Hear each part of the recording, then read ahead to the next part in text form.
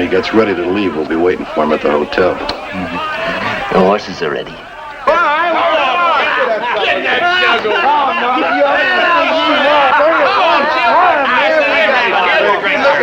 Must be close to 10,000 in gold in them saddlebags. Only a kid tending it all. Let's drink it on up. Let's all drink it up. I want to take. Come on, we want some more to drink. Come on, come on. Come on, old Jim Barney. All right, come on, old Jim Barney. Everybody's drinking.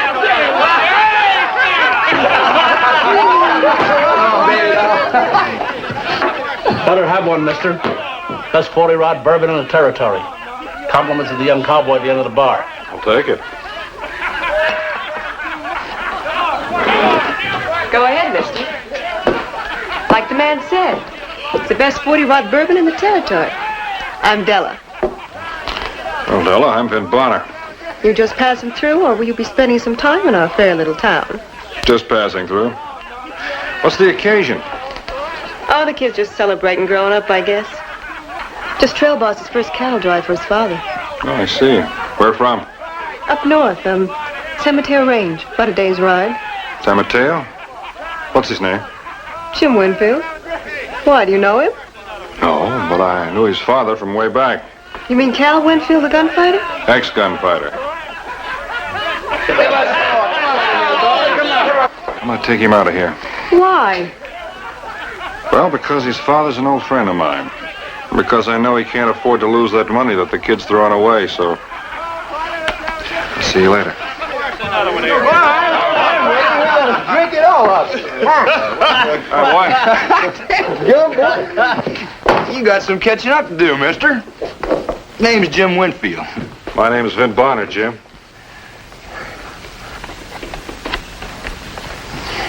Heard my old man talk about you. Come on, come on. I think you've had about enough, Jim.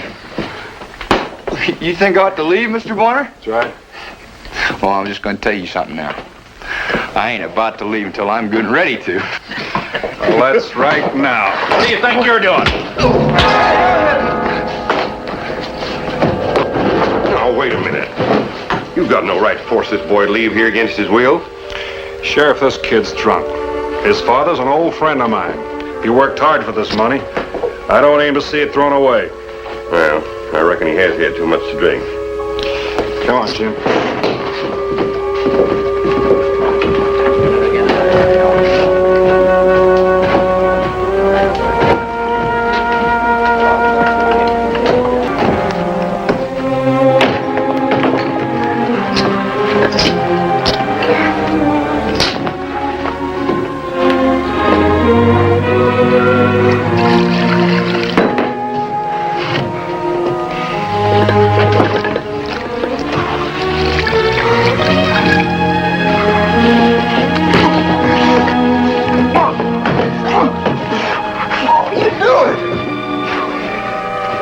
You and I are getting out of this town.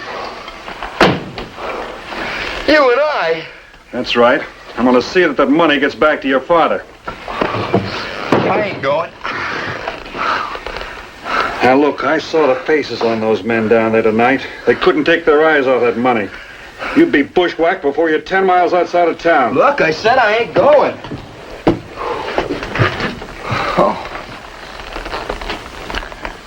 I haven't seen your father in some years, Jim. You mean since he reformed? I had a letter from him a while back. Told me about his place. Asked me to drop by when I was in the neighborhood. He sounded real proud of it. Proud of you too, Jim. He said he couldn't have built it without you. That sounds just like him. He needed the money. He told me about this drive. Needed to build his herd, money to pay off his hands, feed Bill. He risked everything he had on you, Jim, letting you trail boss this drive. All right, you said your piece. Now I'll say mine. Did he tell you in that letter what it's like to be raised in a town where everybody knows your father was a killer? A hired gun? He wasn't a hired gun. He was good and he was fast. He had to keep proving it. Your father and I are some alike, Jim. There's always someone pushing. The fact that he laid down his guns makes him the better man for it. Did he tell you about how no decent folk come to visit? How about the girl I used to have that won't talk to me anymore? You want to know why? Because she found out Cal Winfield, the famous gunfighter, was my father. How many men was it he killed, Mr. Bonner? 17? 18? That's all past. Well, I'll never be proud of my father, no matter what you say.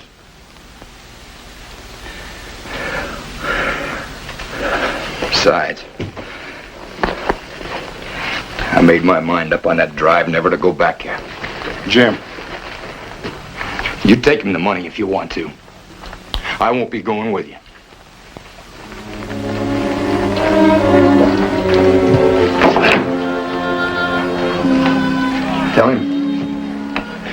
Tell him when you see him that I cut out for California. Oh, maybe I'll see him again someday. That the way you want it, boy? That's the way I want it.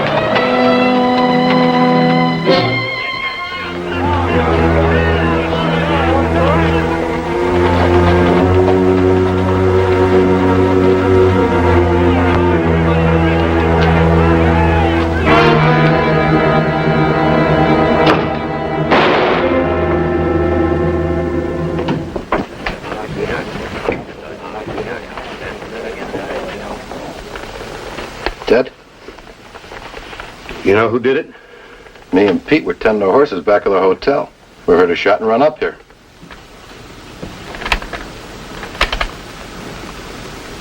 Them saddlebags he had over at the saloon are gone.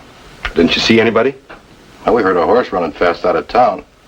It's that fellow who calls himself, Bint Bonner. How do we know those two didn't do it? Then why ain't we got the gold? Whoever killed the kid did it for the gold. The gold's gone and so's Bonner. Think we'd better go after him. Me and Pete don't like to see no kid killed. If it's all right with you, we'd like to ride along with you. Glad to have you, boys. Let's get moving.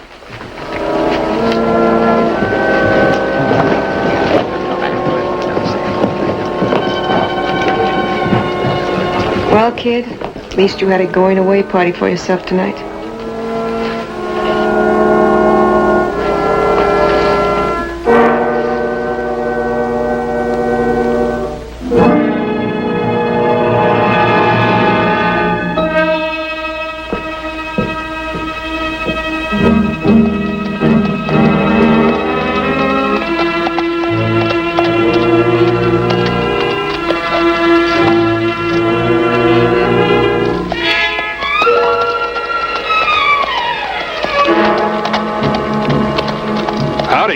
Howdy. Say, what do you call this place? Santa Lisa? Looks like it used to be a mining town. Gold? Silver. Before she run out. I see. And when the silver ran out, so did all the people. Reckon that's what makes ghost towns, mister. Say, what do you call that animal? Oh, well, you might call him a mule. Only you'd be wrong. He's just an oversized burro. Oh, he might look like a heap of bones, but he's still got plenty of spunk left. Do you live here? Yep. I guess you could call me Santa Lisa's leading citizen. I'm the only one left. Oh, I get enough out of the old mine to buy him a beans. The day off, huh? Nope. Today's something special. I'm getting me to see a gunfight. Might be a good one, too. Between Cal Winfield and a fella named, Vint Bonner. Ever hear of him? Yeah, I heard of him. Is he fast? Some people say so. Yeah, he better be, or Cal Winfield will cut him in half before he gets a good start. Thought Winfield hung up his guns. Oh, he did. One of Cal's hands come over here this morning. Said Bonner killed his boy, Jim, over at the hotel in Coachella. Took the pay for over 500 head. Well, anyone see him do it? I reckon so. Anyhow, a sheriff and 2 riders were here looking for him. Maybe they done caught him by now. Yeah, maybe. If he's caught up to, Bonner's a dead man. Cal swore he wouldn't leave the territory alive.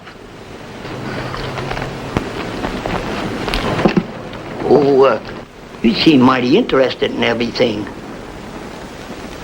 I'm a friend of Winfield's. Who might you be, mister? Vint Bonner.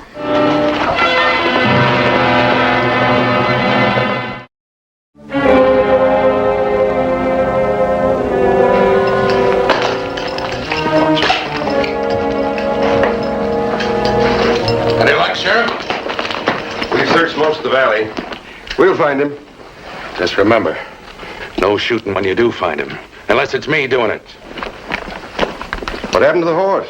They come near bone attendant. No wonder, the way you've been driving him all night. I know how you feel, Winfield, but you ought to let the law handle this. Oh, meaning you, huh? This is federal territory, Sheriff. You got no more jurisdiction here than I have, and don't you forget it. If I was to take him into Coachella, he'd be in my jurisdiction. Oh, yeah. I heard there's going to be an election in Coachella. I also heard that you haven't got a chance of winning it. Of course, if you brought in Bonner, that'd do it for you, wouldn't it? Suppose it did. The killer'd still be tried according to the law. I'm going to kill Bonner my way. The same way he killed my boy, with this. I hung this up 8 years ago. Partly because of Bonner. For my son's sake, he said. For his future. Haven't you seen him since? No. When I do, one of us will be dead. Now, where are those Lawson boys he was riding with? They're waiting down at the little mining town, Santa Lisa, in case Bonner comes through that way. With my hands covering the rangeland to the north, we'll probably find Mr. Bonner somewhere in between. We'll catch up with him before sundown. Cal? I want to talk to you. Get out of here, Sheriff. I said get out of here. Get on your horse and get off my place.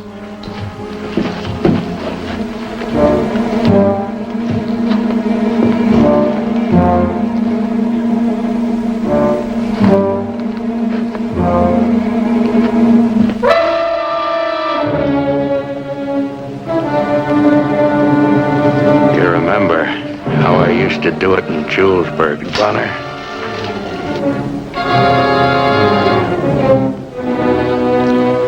I remember.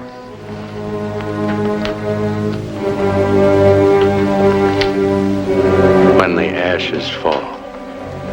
You're gonna take up right where you left off 8 years ago. Right where I left off. I didn't kill your boy, Cal. You're a dirty liar. You knew Jim was coming into town with that money I told you in my letter. You couldn't resist it. That's not true. And your boy wasn't coming back. You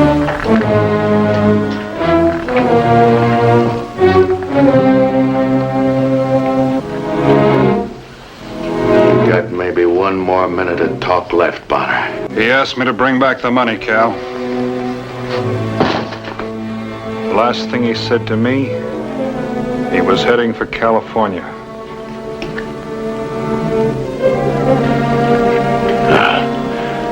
this ranch, every head of cattle on it, gonna be his someday or no?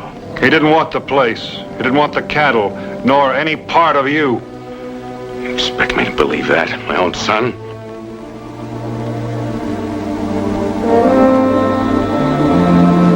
It's true, Cal. Your boy was pulling out on you. I think you knew that. Do you think killing the wrong man will even the score?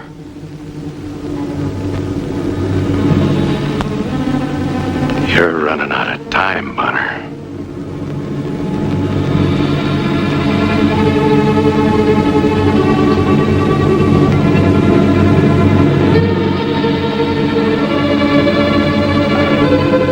Then there's nothing else I can say.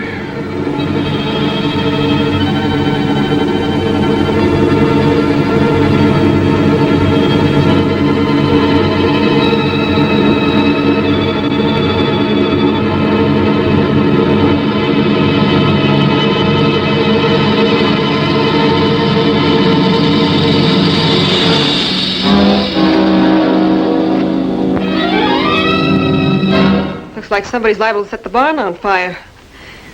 I've seen this little game played before. Somebody always ends up getting killed. You two got no reason to play it. Who are you? What business is this of yours? Who am I? Well, that's not important. What's important is that Vin Bonner here didn't kill your son. I know who did.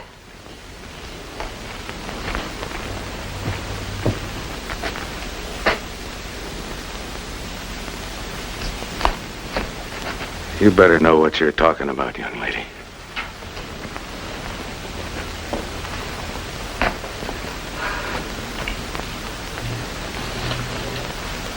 You know what this is? The gunsmith at Cuchilla said it's a .38-40 caliber shell. I found it in the hotel room where your son was killed. I've been around men in saloons long enough to know that Vin Bonner was wearing a .45 caliber Colt. That shell couldn't have come from his gun.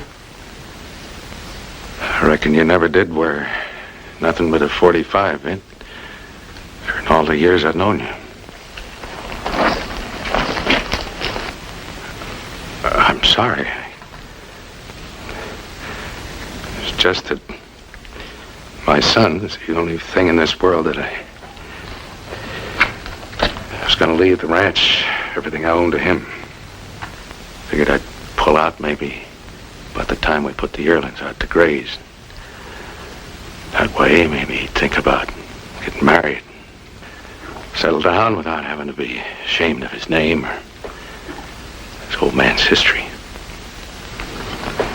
And I heard that he was shot and you'd done it. I didn't question it, Vint.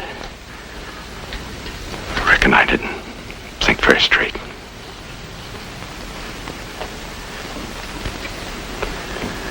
Now, you said you know who shot him. Two men named Lawson. One was wearing a fancy gun. They left Cuchilla with the sheriff. Yeah, they were right here in this ranch last night. Right now they're at a place called Santa Lisa. Reckon I'll just ride over there. Cal, there were two of them. Let me go with you. Have to.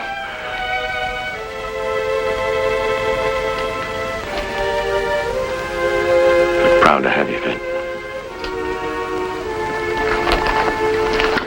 I sent for the federal marshal. I figured I had to. This is his jurisdiction. You had to. Now, suppose Bonner outdrawed Winfield. We'd be right back where we started.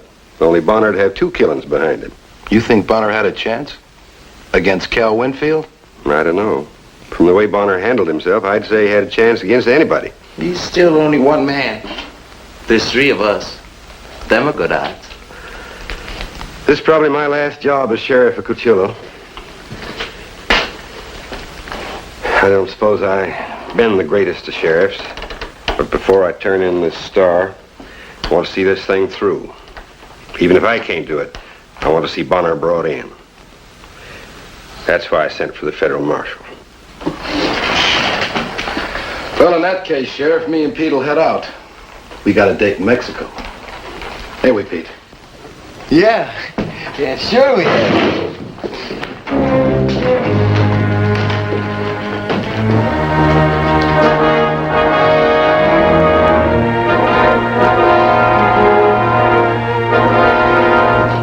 Winfield, what are you doing? Bonner didn't kill my son. He was shot with a 38-40 slug. It would have had to come from a special job.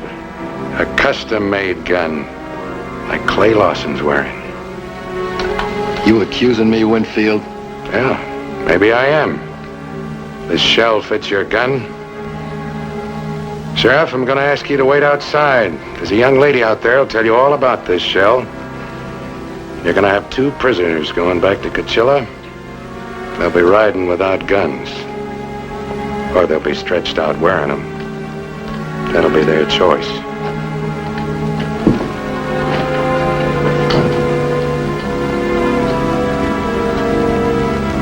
Now you can either drop your belts or make your move. If you want to know who you're drawing on, I'll tell you. Vint Bonner here is the only living man that they said was as fast as me.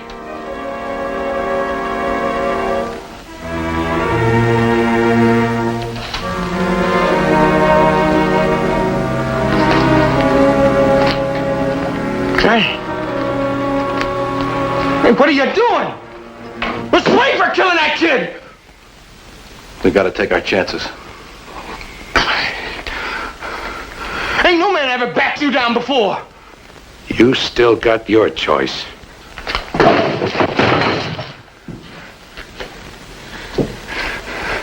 Clay, what'd you have to go and drop your gun belt for? 2 against 1. Them aren't very good odds. The same odds you gave my son.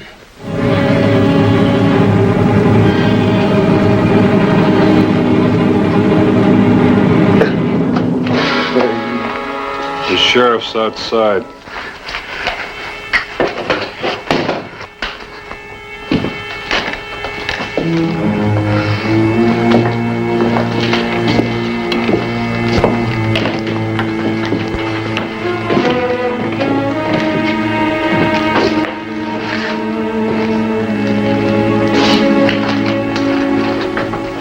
I don't know why I didn't kill him.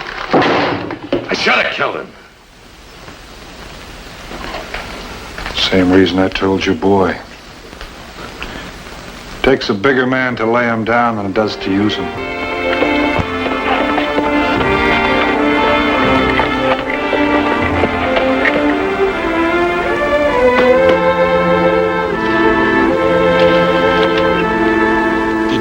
Did you meet up with Cal Winfield? Yeah, I met him. What happened? Did you kill him? No, I didn't kill him.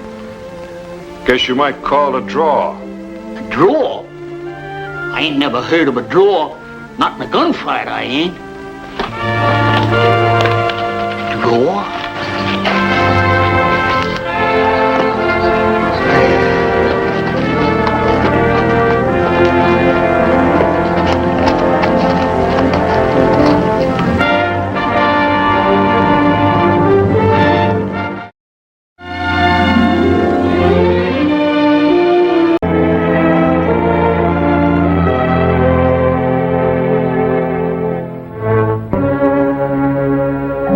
How could I know that 2 things would happen that bright spring that would change my life? And that after that time, I'd never be the same man again. First, I would kill a man. And then I'd meet a woman. The only one I'd ever loved. Wake me up in the morning from 1 till 6.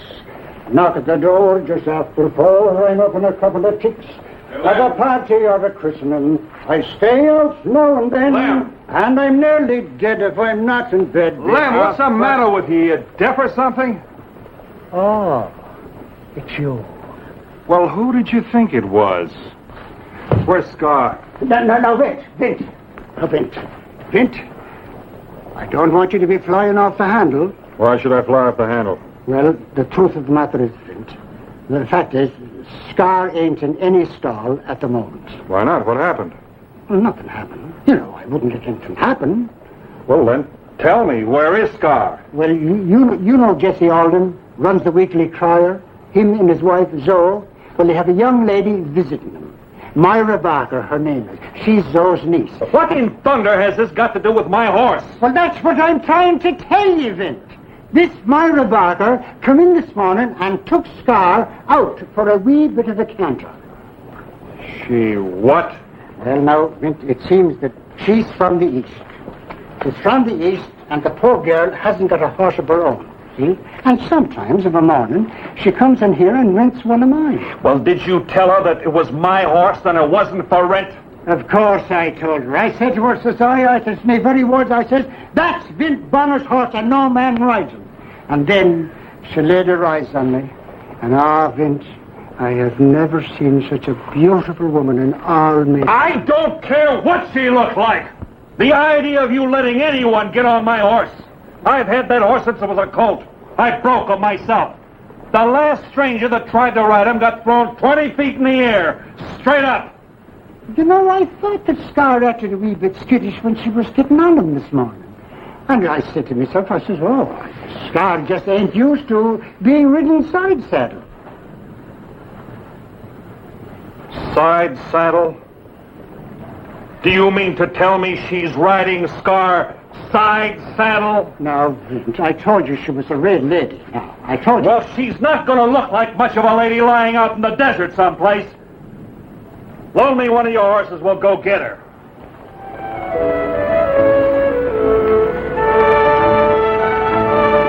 Hold it, Vince!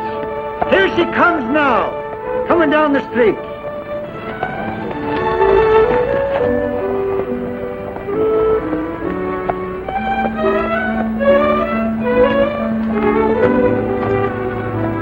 Vince, I never knew that Scar enjoyed being rid side saddle.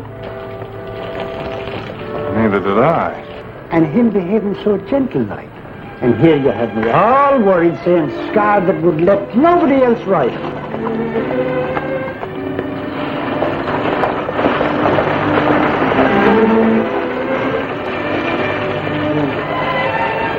Thank you, Lem. And thank you, Scar. Oh, he's a wonderful animal. The man who owns him must be very proud. I am.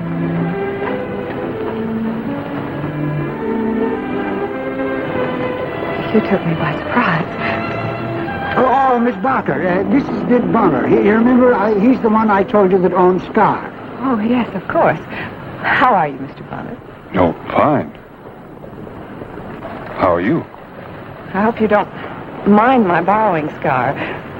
Mr. Truitt didn't want me to take him, but I just couldn't resist the way he looked at me. It was almost as if he were asking me to take a trot.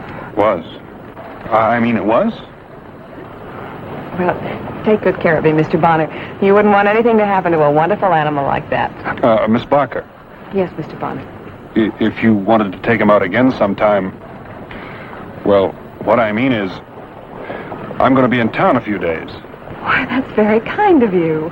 And you just tell Lem here when you need him, and he'll tell you when I don't need him. Thank you. Thank you very much. Well, goodbye for now. I hope I'll see you again soon. Bye-bye, Lem. Here you are, raising Cain because I let her borrow Scar for a morning. And now you're volunteering to let her ride him any time that she takes a fancy to it. I don't understand it.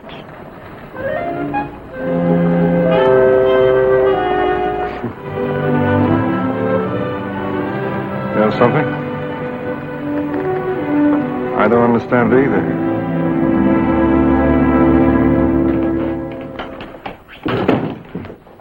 Hi there, Jesse. Hello, Vin. Jesse, I was down at the livery stable this morning, and I met, Mr. Bonner. Miss Barker. I was hoping I'd run into you.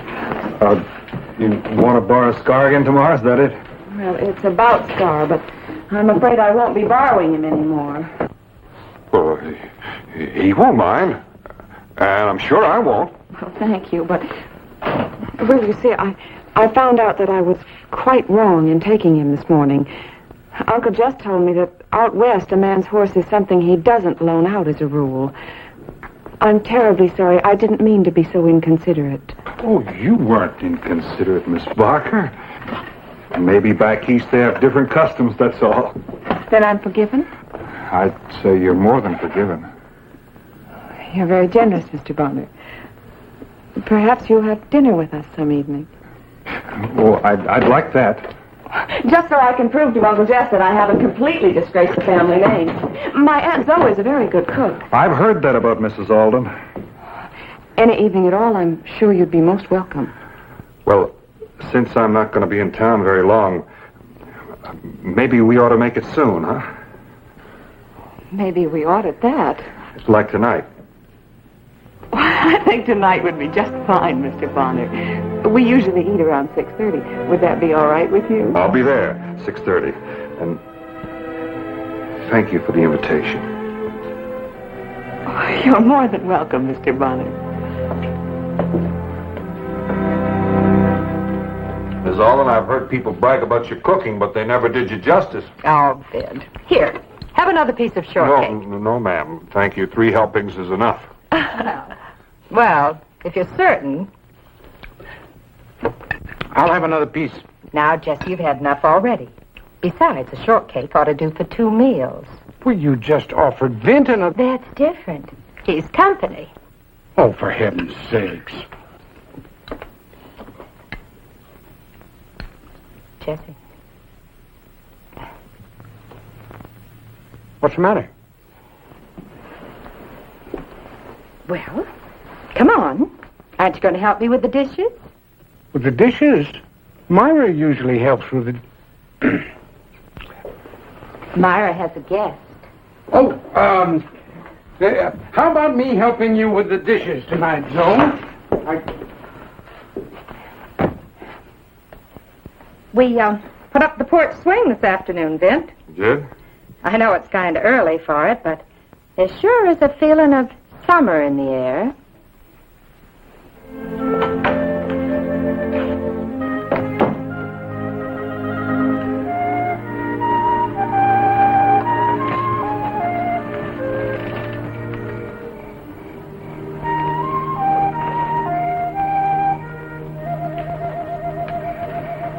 Nice evening, isn't it? Nice. Yes, nice evening. You know, you're not as vague as you'd like people to believe, Mr. Bonner. I'm not? No, you aren't. You know perfectly well that Aunt Zoe has been throwing me at you all evening. I knew she would when I invited you here. You did? I think I'd better explain. You see, I'm sort of a disappointment to Aunt Zoe. She's been doing everything in her power to marry me off, but so far she hasn't had much luck. Well, the young men she's introduced me to have all been very nice and very pleasant, but... Well, the truth is, I don't want to get married. You don't? No, Mr. Bonner, I don't. I haven't the slightest interest in settling down and cooking meals and raising children. Oh, maybe someday, but certainly not now. You don't want to get married? No. And from what I hear from Uncle Jess, I understand you don't either. That's true. That's true. Well, so I thought that, well, having you to dinner would be a good way to, well, please Aunt Zoe, and as far as we were concerned, we might get to be friends, but there'd be no danger of going beyond that point. That's right. No danger at all. But now you mustn't tell Aunt Zoe that the only reason I invited you here is because you're not, well, matrimonially inclined. I won't say a word. Good. Well, now that that's all settled, shall we go inside? Myra? Yes, Vint. Well, since there's no danger, it's a pretty night. Couldn't we stay out a little longer? Whatever you say. You know, I know exactly how you feel. My friends are trying to get me married off all the time. Well, they mean well. They've got good intentions. I've been through it for the last 5 years. I thought maybe it would be different when I came out here, but it isn't. I don't know how long I'm going to be in Willow Fork, but A friend of mine's trying to buy a ranch close by here, and if the deal went through, he wants me to be foreman, and now, if I were going to be here for a while, we could make kind of a bargain. Yes? Well, you see, since you don't want to get married and I don't want to get married, maybe we could see each other once in a while. It would take the marriage pressure off of both of us. Well, I suppose so, but... Yeah, you see, your Aunt So would be happy, and my friends would be happy, and besides, you're very good company, Myra. Why, thank you, Vin. You're pretty good company yourself. And you're pretty, too.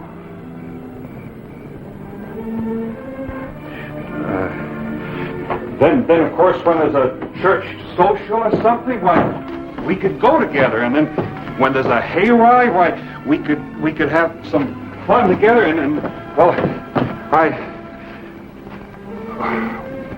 well, I'll talk to you about it. Good night, Myra. Good night, Vin.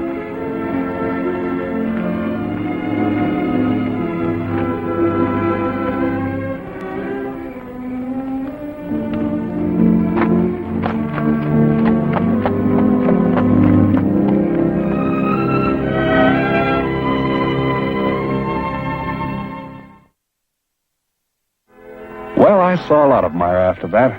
A week or so later, there was a party over at the Petersons' place. Then a dance over at the Oddfellows Hall, and now there's hayride we've just been on. You haven't said a word since we left the hayride. It was fun, wasn't it? Yeah, sure. You don't sound like you enjoyed it very much.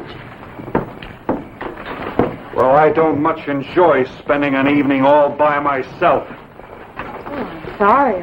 I didn't realize that you were so bored. Well, it's pretty late. I won't ask you in. Good night. Vince?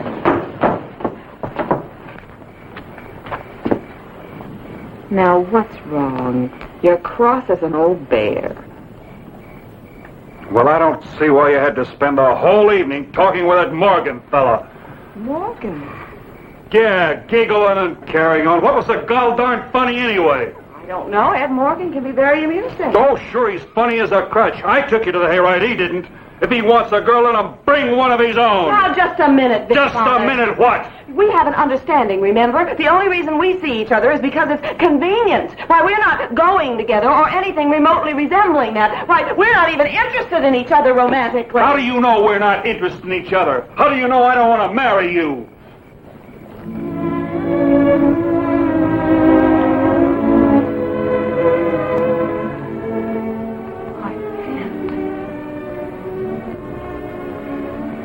I don't know how it happened, Myra. And don't laugh at me. But will you marry me? Marry you? I know about our arrangement and all, but I had to ask. You'd better be careful, Vint. I might say yes. I wish you would, Myra. More than anything in the world, I wish you would. But we both said we didn't want to settle down. We weren't interested in love or marriage. But a man can change his mind. I'm no prize, Myra, and I haven't got much, but I've got a little money. We could buy a ranch, maybe, if you like. I haven't said I'd marry you, Vint. I thought maybe you cared.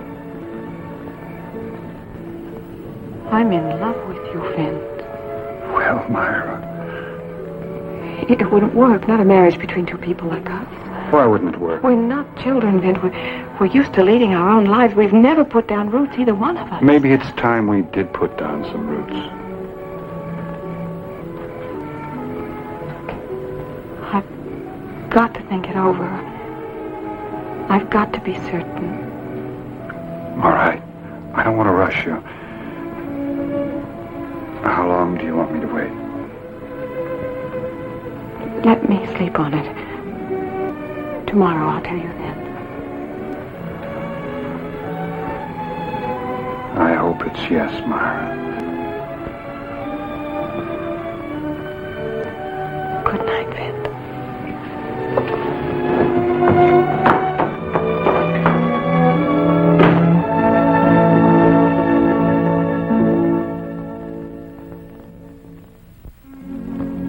put in some long days in my life, but that next one was about the longest I ever spent. Every once in a while, I'd start thinking that it just couldn't be, that I'd actually asked a girl to marry me.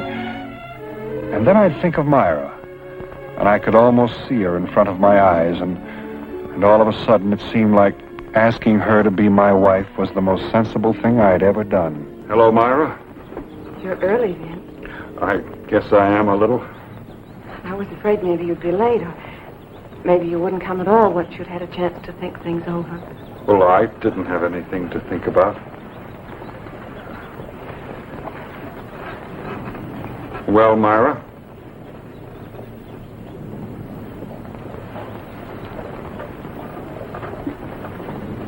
I'll marry you, Vint.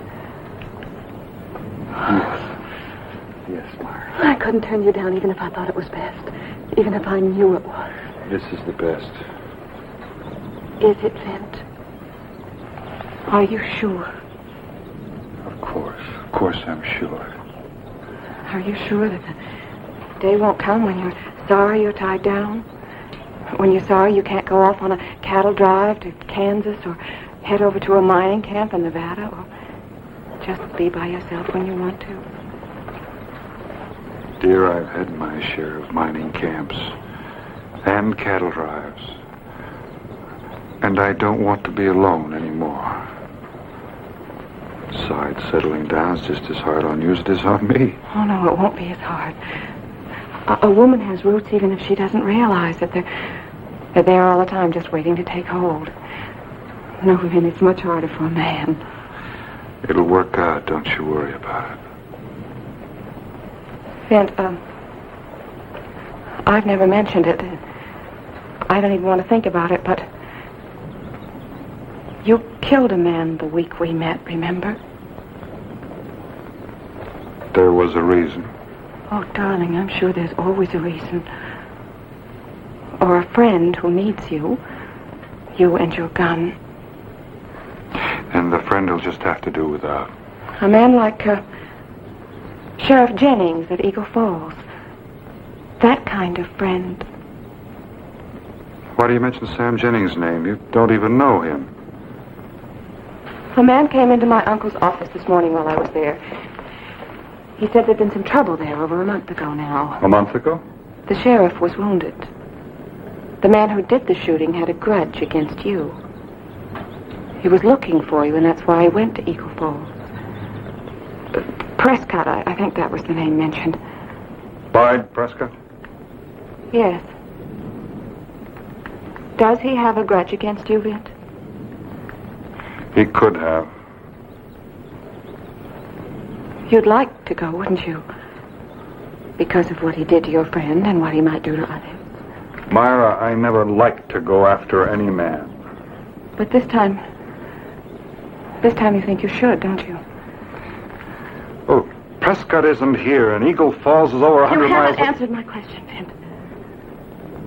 Do you think you ought to go after him? If what you say is true, and Sam Jennings got hurt on my account, and there's no one else...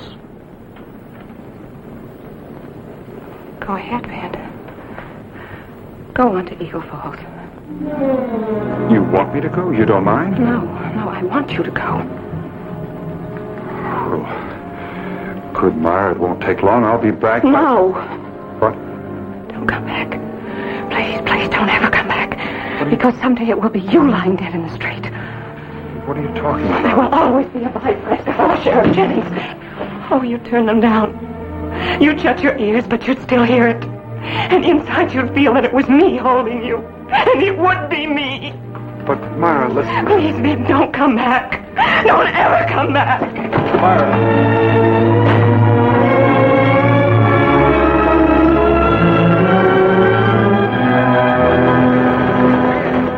Hold up a minute, will you? Howdy, Jesse. Ben, could you step into the office a minute? I wanted to talk to you. It won't take very long. All right.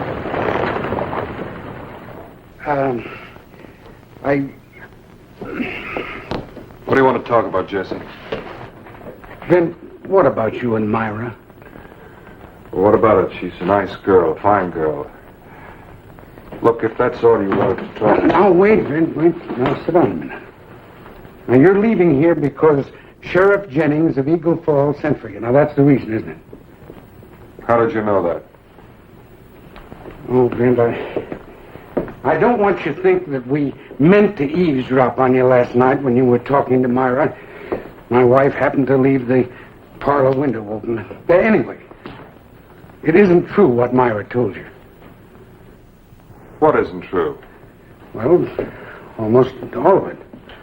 That part about Sheriff Jennings sending for you. The fellow from Eagle Falls didn't even mention your name. And as for Sam Jennings, he's all right. He doesn't need help from anybody.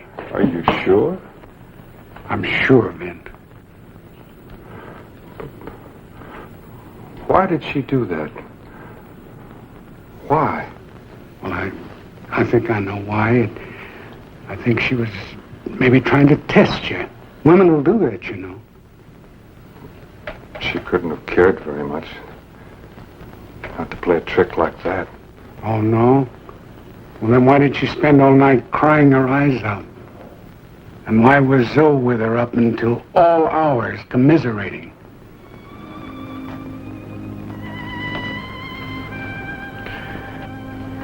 Thanks, Jesse.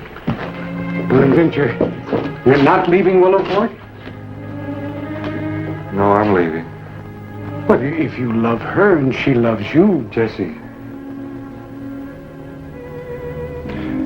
it's enough that she cried over me for one night. You know, I remember when I was a little kid, my father was a lot like me. Always traveling, looking for a new job, a new frontier. He loved my mother. Loved her a lot. She loved him too. But she spent lots of nights crying her heart out. And I remember.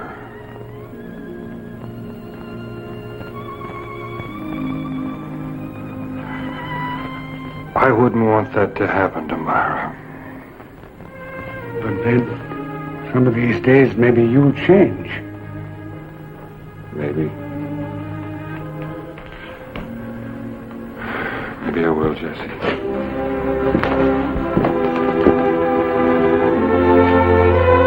I've heard it said that all men kill that which they love, and their chance of getting it. What do you think about that?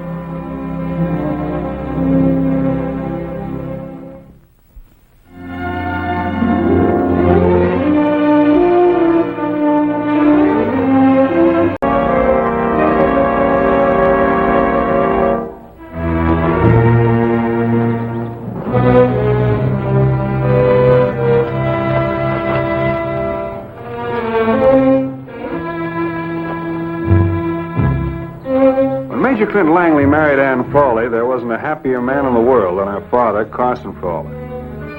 But as time went on, something about Ann's letters began to bother him. I'd been working as roundup boss on his Wyoming Vodka 3 spread for a while, so the old man asked me to head south, see what was wrong.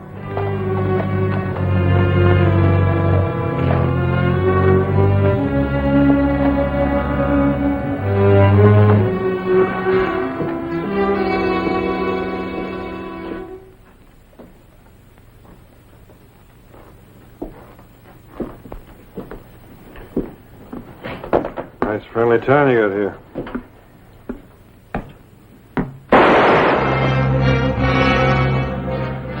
Unless you're playing dice or visiting with the Almighty. Better get off your knees, cowboy. Don't figure it weren't on purpose. I can bring him close enough to raise a blister. Where are you from? You ramrod for Major Langley? Answer my question, cowboy. I came out of the Verde 2 days ago. You ride a double-fire saddle on one of them bitty grazing bits. That's North Country rigging. Wyoming, maybe? Or Colorado, Texas, Arizona. A lot of Wyoming boys come down here with a wide loop. We lose a lot of cattle that way. Maybe you ought to read this letter. Never learn how to. I'll read it for you. You don't need to. You're Vint Bonner. Major thinks you got a good gun. See that one over there?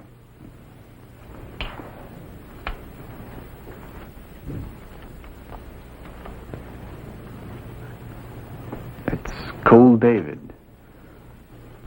It's his summer name. I told you his real name, you'd stand real straight. Cole was Ramrod before me. But I got a gun takes up where his leaves off. You chew over every visitor that comes to town? If that visitor happens to be thinking of swapping jobs with me, then I likes to break him down some, look inside him. What did you see? Not much. Maybe you ought to take a second look. I got a good gun, Bonner. Save maybe for two, the Major's and another. Ain't none can match it, none. You keep that to mind, you're going to live a long life.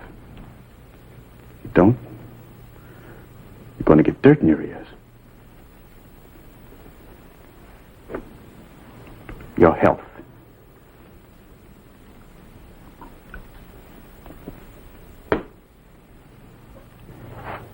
Let's ride, cowboy.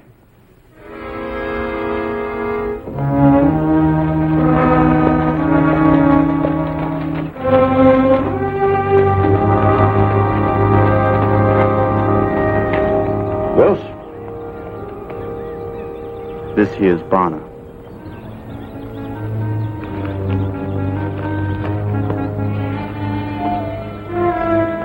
Major? Howdy. Well, Bonner, of course, you know you're on the Cimarron. She's the biggest ranch there is. Wild and untamed, and only two things hold her together. Guts and gun smoke. You think you can take orders? From the right man? Yes, sir. Now, let's see how good your reputation is. Well, that's not bad for first time, almost as fast as Will's here. And him with all his practicing. Now, there's one thing you have to remember. Don't go near any bushes where a muzzle of buckshot can be poked through. Like Cherokee Daniels, eh, Wills? That ain't no way to talk, Major. Ain't a gun can match mine. It ain't?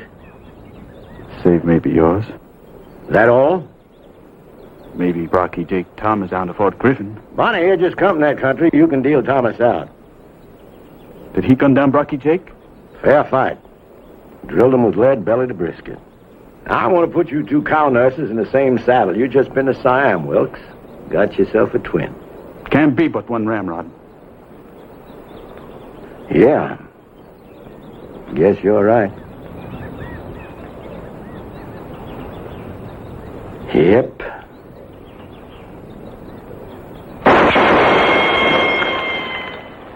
This gun rules this ranch. And I rule this gun. Now get on down to Chow House, tell Wang Ling to rustle up some grub. You know, a man remembers better what he sees than what he hears. I'll get a fresh horse and show you around. Come on.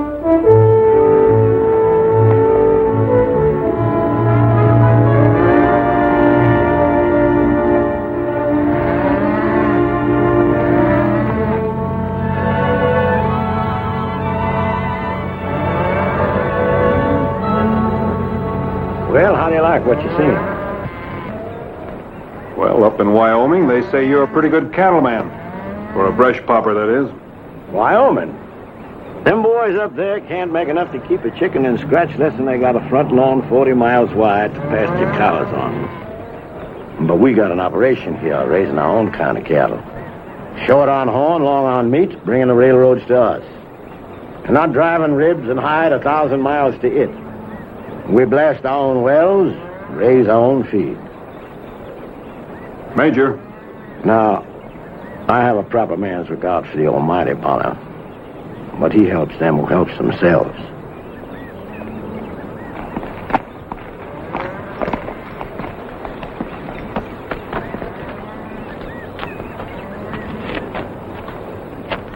Major, you said a man that looked like me was gunning for my hide. Why? I had over 100,000 head of cattle 2 years ago on this ranch. Now this year, I guess I had less than 90,000.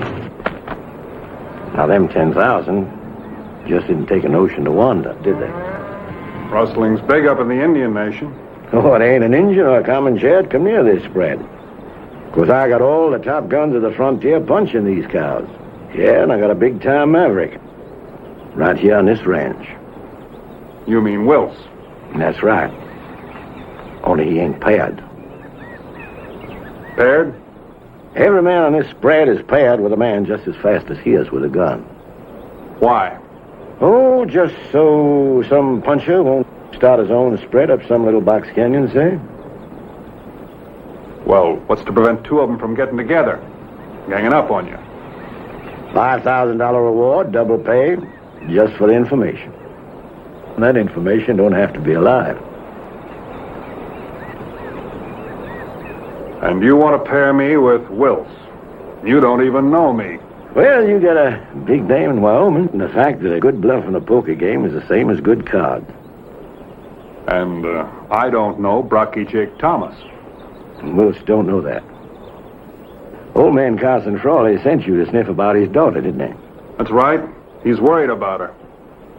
Well, you can tell him his little girl is all snug and warm. We're getting civilized around here. I don't even brush my teeth with a twig and ashes no more. I use a toothbrush.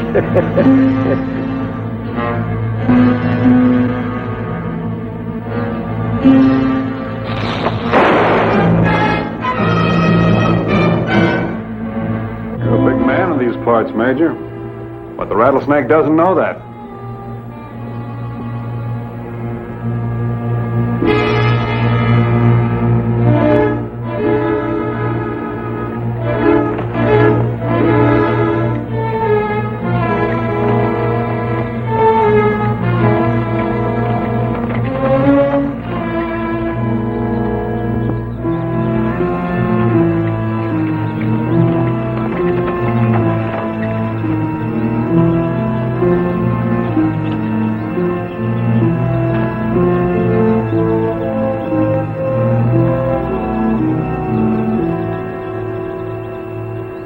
Drop the gun or I'll put a hole through you front and back. Well, if it ain't John C. Fremont, the old Pathfinder. You been out picking flowers, Mr. Fremont? Or you a snuffy little Injun what can track bees in a blizzard? Only a fool would smoke in these mountains. There's a wind. It carries the smell. You know a lot of things, don't you? Folks hereabouts know how smart you are? Or just Brocky Jake Thomas? I never knew Brocky Jake Thomas. Oh, I know that, Bonner. I've been in your hip pocket all the time. I heard me everything you and the Major talked about. Everything. Why don't you put that thing to bed, huh?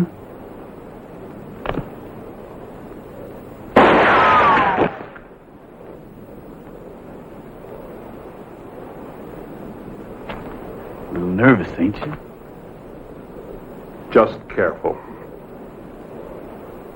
You know, the reason I know about Brocky Jake is because he works for me now. I'm going to own that ranch someday. Because I made myself a little discovery. And I know what to do about it.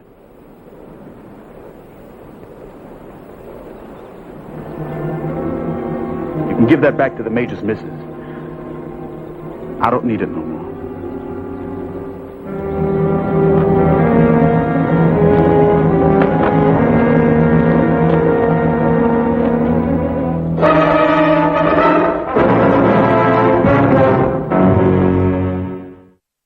Langley? Yes. You would be Mr. Bonner. That's right. You worked for my father. Yes, ma'am. I was his roundup boss. Well, then you had to be good. How is he? He's fine, most of the time. Why did he send you down? He's getting old, Mrs. Langley. I expect he's concerned about your happiness. My husband has given me the largest ranch in the world. My every wish is fulfilled. Shouldn't that make me a happy woman, Mr. Bonner? I got a different idea. This ranch is more like a bronc you're ready to mount, trembling, ready to explode. What are you talking about? For one thing, Jack Wills. A man like my husband who wants to control an empire in the midst of lawlessness must resort to odd procedure. Sometimes empires fall due to odd procedure. Whatever else Jack Wills is, he's always been loyal to my husband. Mrs. Langley, Wills is on his way right now to Fort Griffin to bring back a pal and declare himself new emperor. A pal? A man named Brocky Jake Thomas, a gunman. Wills asked me to give you this.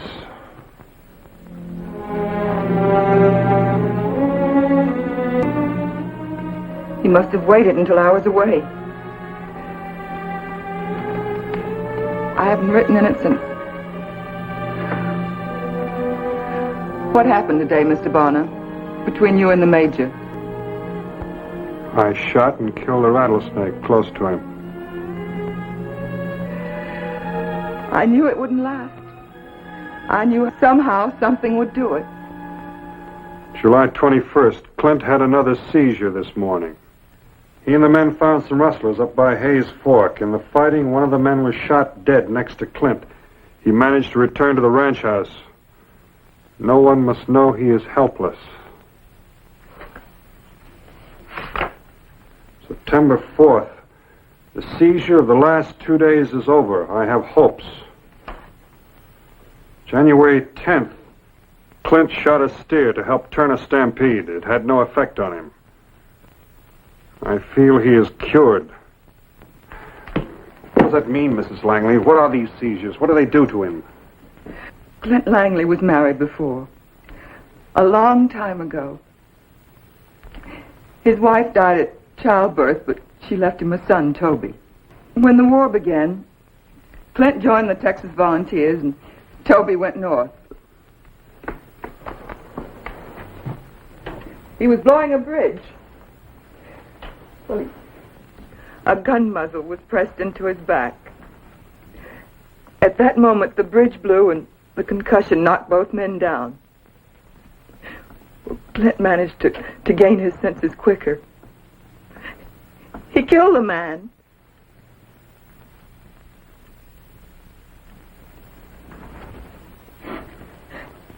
But he bent down to change uniforms. The man he saw was Toby.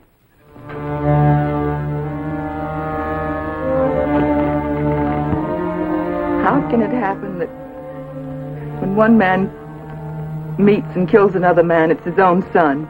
It's that kind of a war. Brother against brother. Families split down the middle. It was that kind of war. And I had to write it all down in my diary. You couldn't know this would happen. You couldn't know he'd find the diary. What will he do? I don't think Wills is sure yet. That's why he sent for Brocky Jake Thomas, for insurance. If the Major won't fight, he simply scoops up the ranch. If he does fight, he sticks Brocky Jake onto him. Wills is pretty sure he can take care of me. But we have plenty of men to outnumber them. They know the score, Mrs. Langley. They're not going to do a thing until they find out who's got the right bullets. But he can't fight. He won't have a chance. He'll have to fight, Mrs. Langley. Otherwise, he's dead. Oh, he'll walk around, breathing, maybe. But other men will walk over him just as if he were earth. Can't you do something, Mr. Bonner? It's going to take 2 men. And the only 2 men around are the Major and me. You've got to take me to him.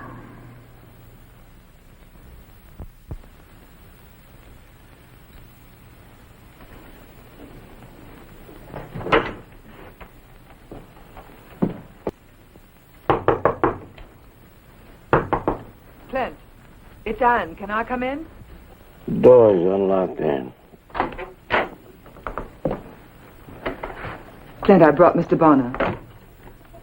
Ann, I told you. All right, Clint. Mr. Bonner knows. Worse than that, Wilson knows. About your weakness. You got a hold of your wife's diary. And he followed us today, heard and saw everything that happened. When I shot that snake, he put 2 and 2 together. He's got a partner, Rocky Jake Thomas. What are you going to do? I just can't do nothing. I can't do nothing. I'm not well. I'm a sick man. Major, there's only one way. That's you and me and a pair of guns.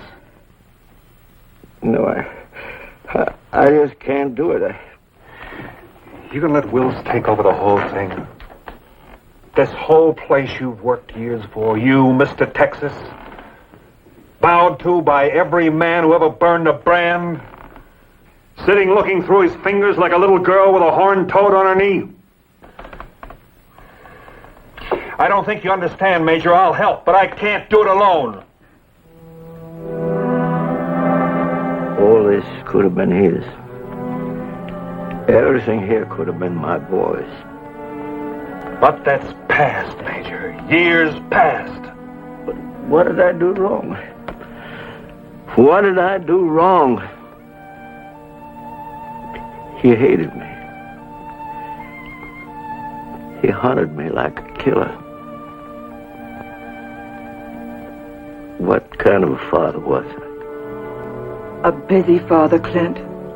A busy father in a violent time. A time that shut out the closeness of a son. You weren't the first and you won't be the last. Major, this is Ben Gibbons from over the 3 Pass section. I got a message for you. You Bonner? What do you want? Wilson Thomas just come through 3 Pass. They aim to tack lead onto anything gets in their way. Now you listen to me. Get out of here. I got plenty of bullets that'll fit your carcass. How did they get here so fast? I don't know. Thomas is probably on the ranch all the time, just waiting for Wills to call him. He's worse than ever. Violence can overcome a man till he learns that death is only a neighbor that comes to borrow a cup of life. Something for a little while. And how does one greet this neighbor? I remember a man in the war once. Lost his nerve during an attack. Knelt on the ground, trembling like a rabbit. Then he got shot. The sight of his own blood shocked him on his feet.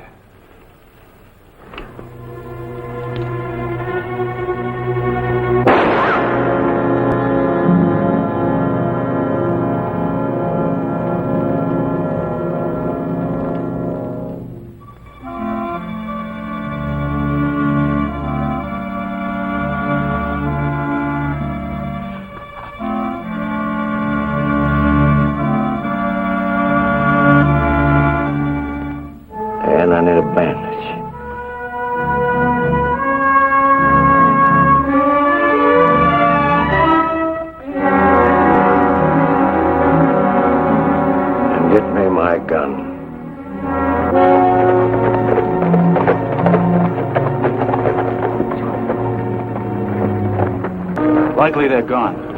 I can't vision that. He's not a man anymore. He's got a sickness, I tell you. You got a woman? Right handsome, too. Come on. Shotguns. That's right. Blow you to pieces.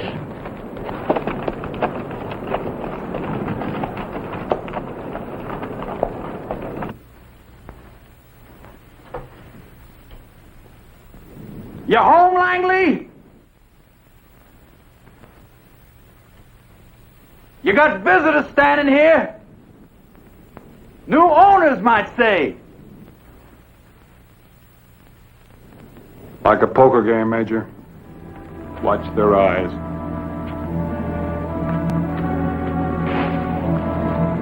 Now look at them now, Brocky Jake. Two puffed up coyotes stepping like wolves.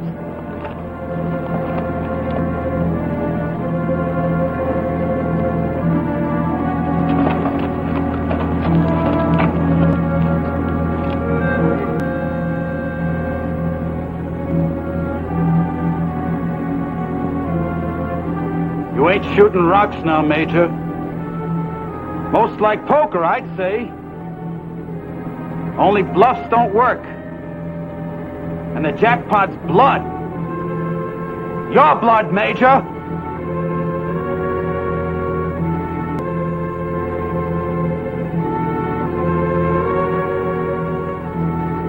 You aim to run this ranch on wind? I got a saying for your gravestone, cowboy. Forever rest in pieces.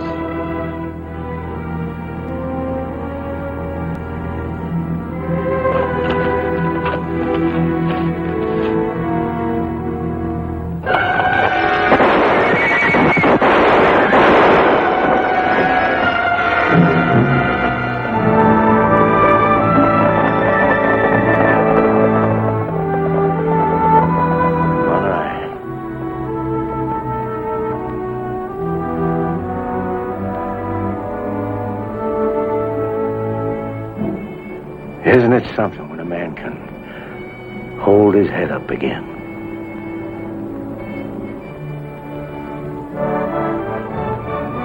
Gonna be an early winter.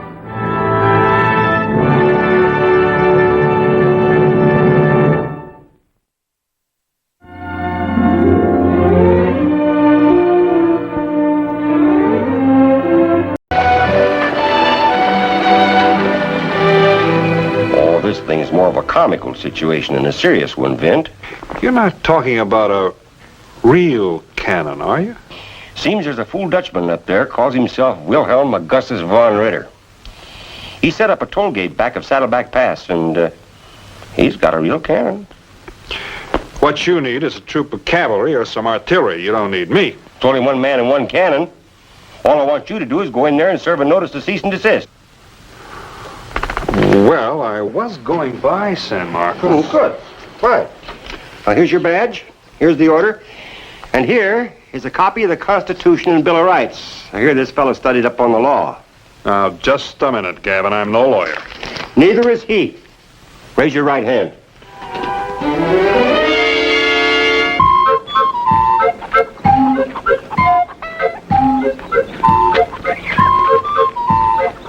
Good morning, Kurt. Oh, good morning, Miss Heidi. I just finished churning some nice fresh buttermilk. Thank you, Miss Heidi. Ah, that's good. Good. Oh, you better put on your uniform. Here comes a customer.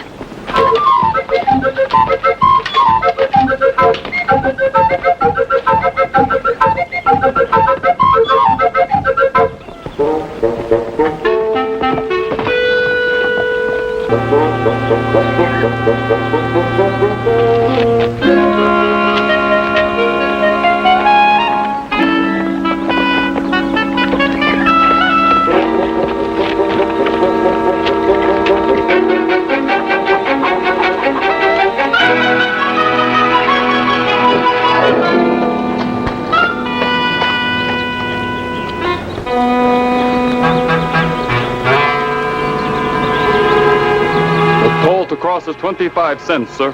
The toll to cross what? The domain of Baron Wilhelm Augustus von Ritter, sir. Domain? I told him nobody would know what domain means, but that's what they calls his land. Is that cannon loaded? Yes, sir. absolutely. You a soldier in the Baron's army? Yes, sir. How many men you got in the army? Well, only 2 at present, sir. Just me and the Baron. But we don't need a big army with that cannon. If I jumped over that post, you'd shoot me with the cannon.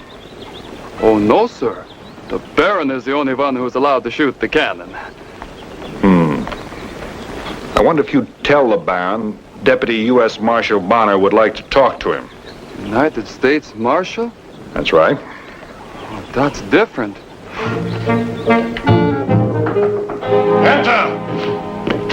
Sir, Deputy United States Marshal Bonner wants to talk. I mean, craves an audience with your grace. Granted. Return to your post.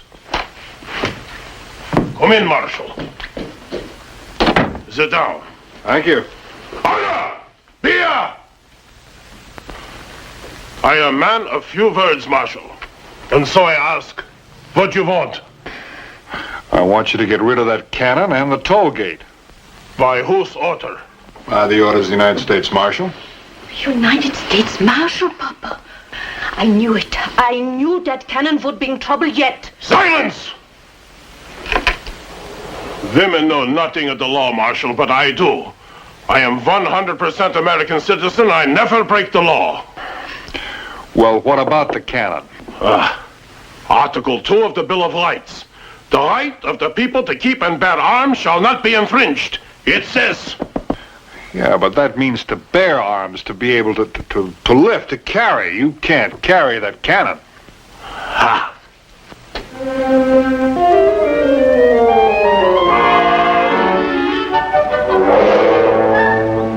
Now, first things first. The right to bear arms.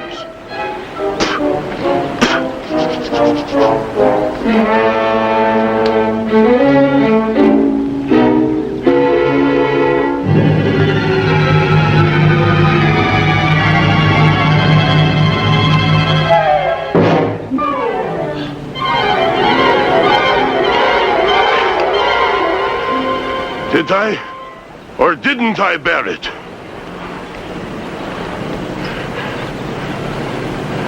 Well, I guess you bore it. And another thing, Mr. Deputy Marshal. If you are a Deputy Marshal, the 4th Amendment states, and I quote, the right of the people to be secure in their persons. I am a person. Houses. That is my house. Papers and effects. My cannon is an effect. I would say your cannon is more of a cause than an effect. Against unreasonable searches and seizures shall not be violated. It says... Well, this warrant was issued on probable cause, supported by affirmation, and it describes the place to be searched and the thing to be seized. Meaning my cannon? Meaning your cannon. Court! Raise your hands, mister.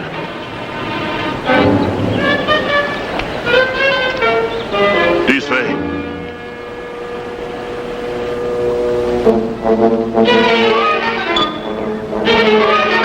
This way.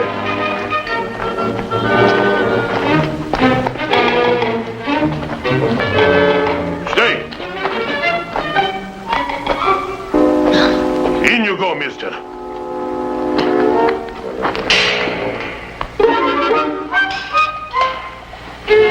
Oh, Dunk! Back to your post. March! Yes, sir.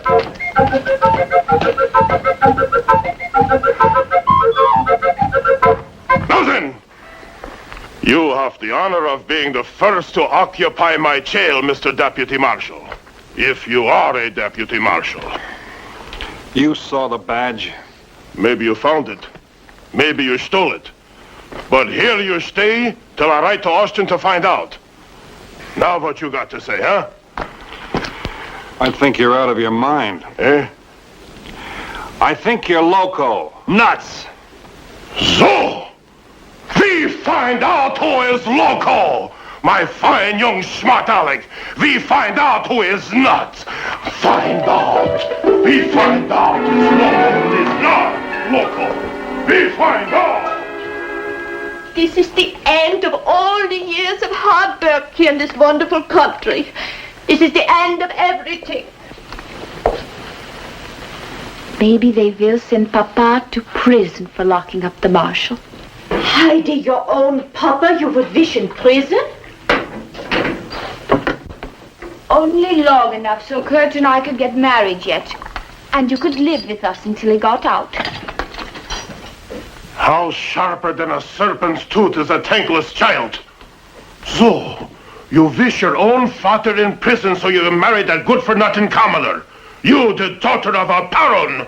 But, Papa, we were engaged already before Cousin Rudolph died. Rudolph was only second cousin. Second schmecken, the title passed to me. You should be proud. I would rather be happy.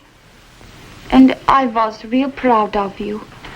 When you were just plain Bill Ritter, the best blacksmith in the country. You think it's fun to be baron. Wear this collar, this tight coat. You think the obligations of royalty is easy yet? This is America. There's no law says you got to be a baron. The law of succession says I got to be a baron. Passed down for 600 years. The barony of Wolfgang von Brandenburg Ritterhaus von Schnell. I have spoken. Take the prisoner his food. Not you, Heidi. You, Anna.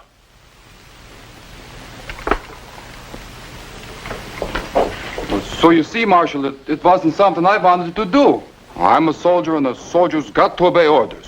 You were obstructing justice. You threw down on me with that gun of yours. That could be a very serious offense. It wasn't loaded. Look. I don't keep a cartridge in it, ever. Some army. Oh, here comes Mrs. Ritter. I got to get back to my post.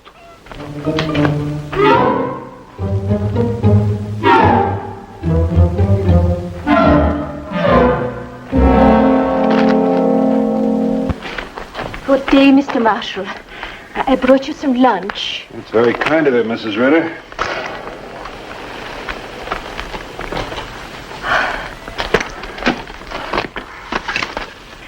The ham is cured the same as Westphalia. I hope you like it. Looks nice. The pole beans we raised right here. No strings hardly. They're delicious. And the cage is clean. I cleaned it out myself with creosote. Besides, Charlie's been dead 3 years. Charlie? Yeah, our pet bear that used to live in there. Wilhelm used to wrestle with him. He squeezed him so hard he died of colic. Oh, I'm sorry. How long you think? 6 months, maybe?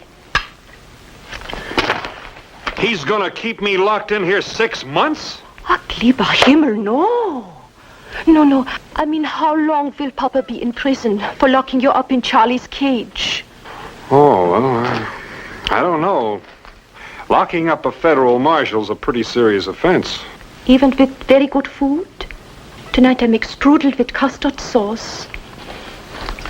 Why don't you talk to that husband of yours? Then he was a plain blacksmith, Mr. Marshal. He would listen to me. But now, since he got to be a baron, he listens to nobody. Nobody. I see. It's like the responsibility of being royalty all of a sudden has gone to his head. How long has he been a baron? For nearly 2 months now.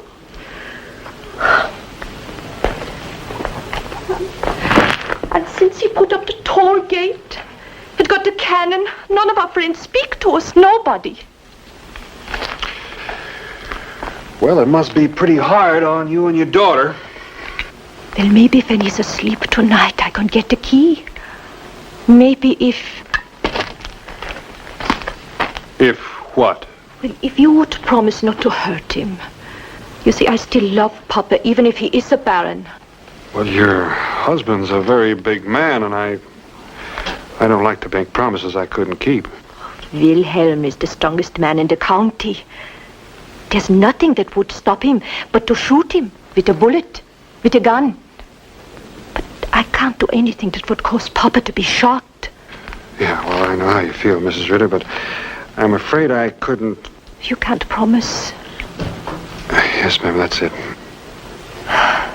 Well, I'll try to think of something, Mr. Marshall. Yes, ma'am, you do that. I'll be right here in Charlie's place.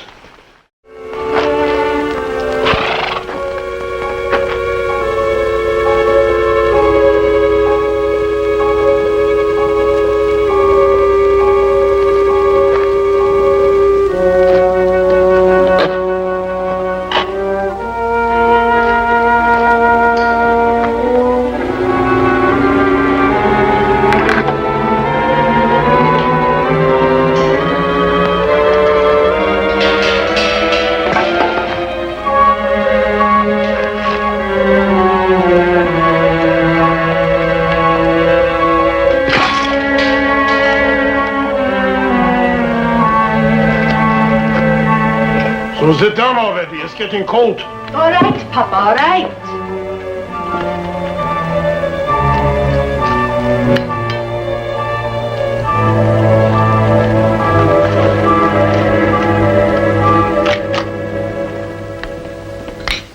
You're putting enough food for 2 men. What are you trying to do? So at least he can't say we're stingy. Huh? If I might say so, sir, I think you are making a mistake. Did somebody ask you? Well, I think he is a real marshal. A deputy, that is. And I think you are guilty of insubordination. Maybe you would like to join him in the bear cage, huh? Papa! And you too. Maybe I'll lock up the whole shebang until I get some proper respect around here. You are spilling tobacco on the tablecloth, Wilhelm.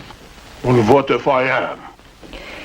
You can be the Baron everywhere but in my kitchen. Here I'm the boss. You behave here or gives no more cooking. No, Anna. I think she's right. What the? All right, sit back down. But how? Please, Marshal, Papa, be still. He's out. And you keep quiet, Kurt Braunfeld. Kurt, do something. That's an order.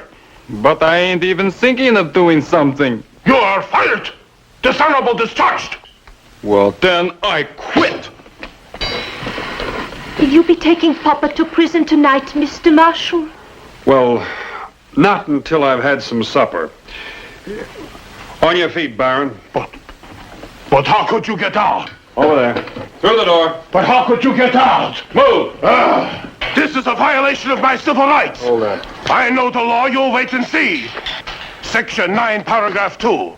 The privilege of the writ of habeas corpus shall not be suspended. Unless when in cases of invasion or rebellion, the public safety may require it. Who's invading? You're a nobleman of a foreign power, aren't you? You set up an army without consent of Congress, didn't you? And you held up travelers at the point of a cannon. Well, didn't you? No person shall be compelled to be a witness against himself. That is the 5th Amendment, you ignoramus. I refuse to answer. You will have your day in court. Come on. You can't do this to me. Wait and see. I know the law, by golly. What are you doing here, Dumkov? The missus sent breakfast. Give scrapple and strawberry jam. I discharged you dishonorable. Get out! Mrs. Ritter, she hired me. For what? To milk the cows and to pull the Johnson grass out of the corn and to clean up the kitchen garden. So, you like better to be farmer than soldier, huh? Yes, I do. Better, much better. And I like you too better as a blacksmith. Traitor! Coward! Farmer! Achtung! March! Mach schnell!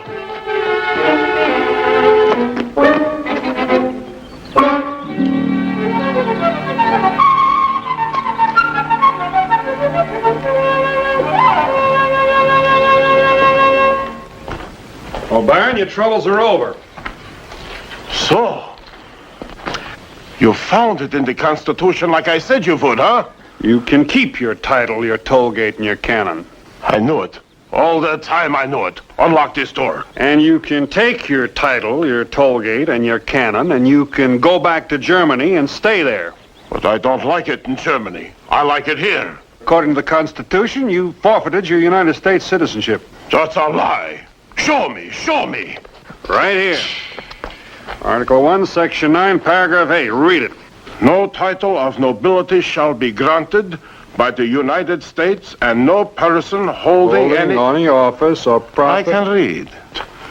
Holding any office of profit or trust under them shall, without the consent of Congress, accept any present emolument, office, or title of any kind whatever from a king, prince, or foreign state. That means me? That means you. But I want to be an American. You don't act like that. You act like you want to be a baron. I didn't be a baron on purpose, Dumkopf. Watch your language, fat boy. If somebody dies and makes you a baron, what can you do? That's what I'm telling you. You can't be made a baron or a prince or anything like that. The law protects you from it. Why didn't somebody tell me this? I'm telling you now. Unlock open the door. I am 100% American.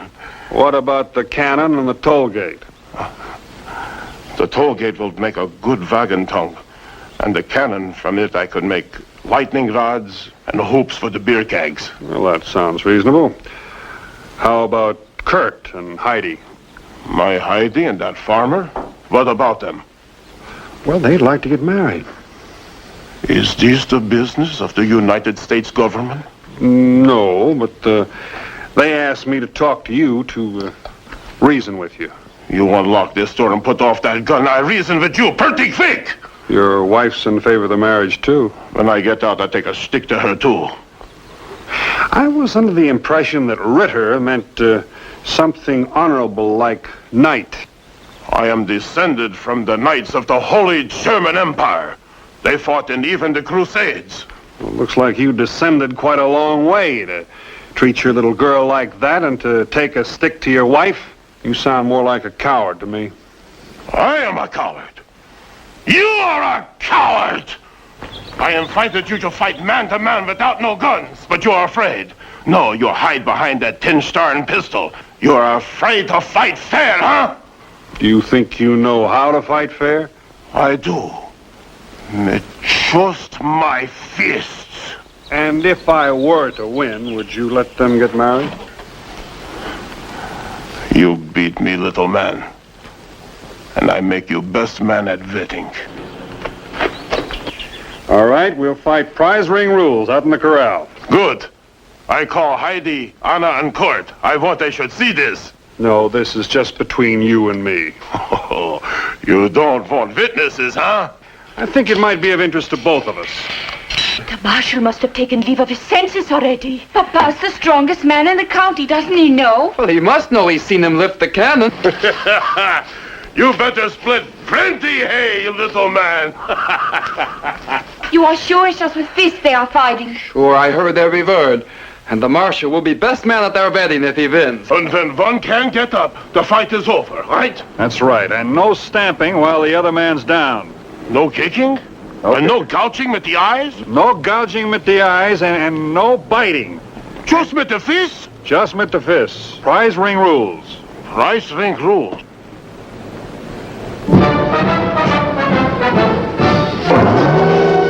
Papa!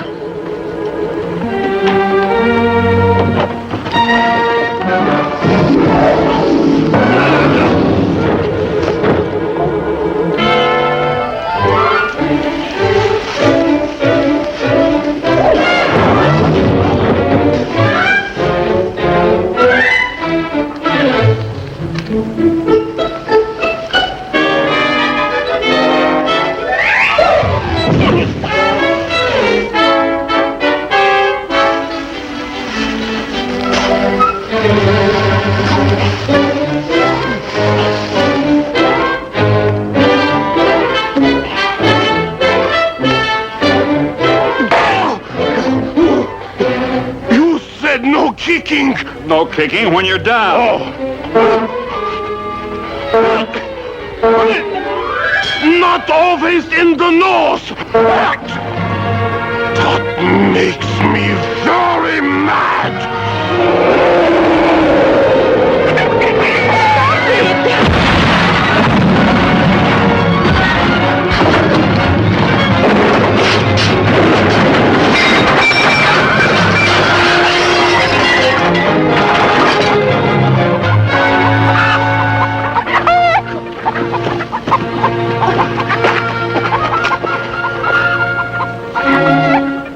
You had enough, Marshal? Yeah, guess I have. You're a pretty good man yourself, Marshal. Much obliged. Come on, we got hot water and Annika in the kitchen. Come.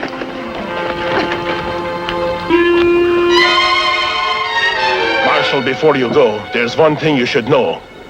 You almost had me licked. No. Yeah. My wind was gone. Oh, what's this? Just a little lunch, so you won't be hungry. It's a long journey to St. Marcos. Well, that's very nice of you, but... Ah, take it. We got plenty. Well, thank you. That's very considerate. Maybe you come to the wedding. The wedding? Papa said yes. Yeah. Well, good for you, Papa. Maybe I will at that. Well, goodbye. Goodbye.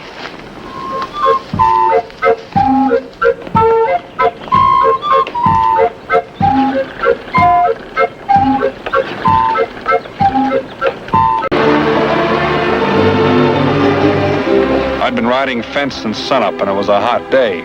Hotter than usual. For the last 3 hours, I'd been thinking about just how a cold beer would taste. Hi, Pete. Hi. Give me a beer, will you? Hot enough for you? Yeah, plenty. Well, what do you know? Not much. There you are. Thanks.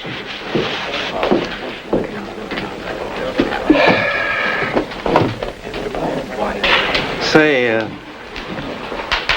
what's his name? Vin Bonner.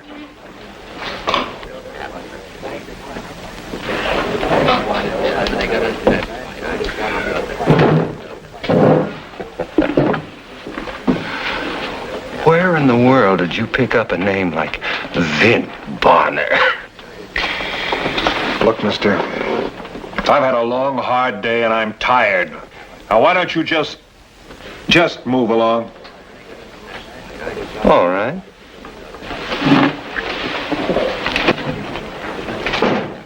That's the way you want it.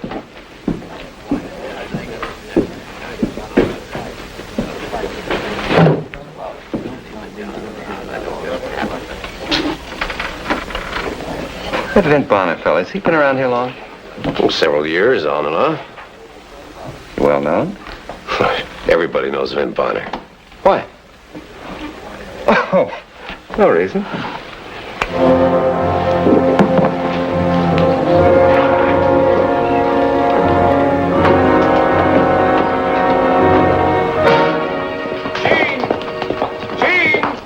Hello, Gene!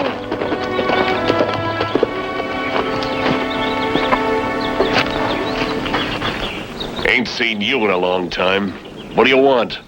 Yes, it has been a long time. Oh, you're a dead ringer, Gene. Without that mustache, you're a dead ringer. What are you talking about? A fellow up in Hondo, name of Bonner. Vin Bonner. Never heard of him. Did you come through Laredo on your way? Oh, yes, I did. Now, this Bonner... Did you hear anything about the El Paso stage robbery? Well, nobody has the slightest idea who did that. They said there were only a few $100s in the strongbox. $225. 3 passengers. Woman was kind of pretty. I could never kill a woman. Woman can identify you as quick as a man. When you hear what I have in mind... Of course, that was when the whole thing started. I didn't give it much thought at the time.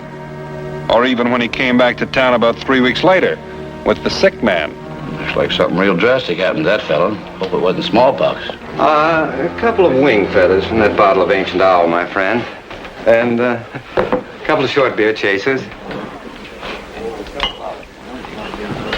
There. There you have an example of man's triumph over disaster, gentlemen.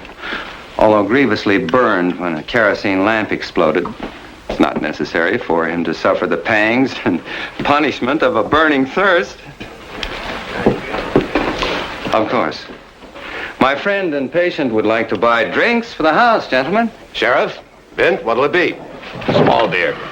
I'll have the same. Thank you. To your very good health and early recovery, sir. Well, permit me to introduce my patient, Mr. Eugene Baroda of Marfa. I'm Dr. Nicholas Dawson, same city. We're on our way north to a hospital in San Francisco where Mr. Baroda will undergo treatment for burns. We've elected to stay in your fair city for a few days while my patient recovers his strength. Windy fella, ain't he? I'm Miles Seacamp. I run the King Hotel right next door. Well met, Mr. Seacamp. Perhaps you can arrange suitable accommodations for us. Sure can. Right this way. Sounds a little loco to me. It takes all kinds. Now, you just sign right here. Let's see. Here. There you are. Room number 8, end of the hall, right in the corner. Do you have a back stairway? My patient is a bit nervous about fire, naturally. Oh, naturally. Gotta have a back stairway, else he couldn't go out the back, huh?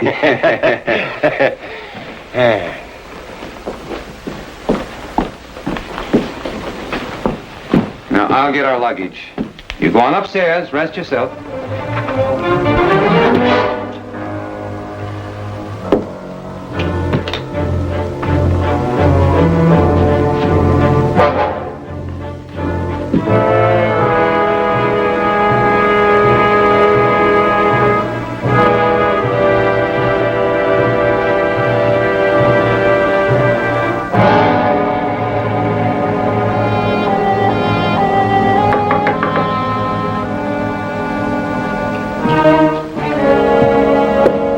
Dr. Dawson. Well, was I right or was I right, huh? Like looking in a mirror. It's like taking candy from a baby. Taking candy from a little girl baby. One that's fast asleep at that.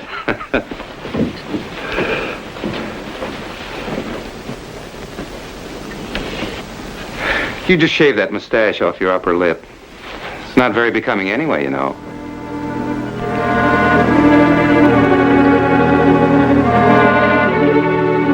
Oh, that is incredible.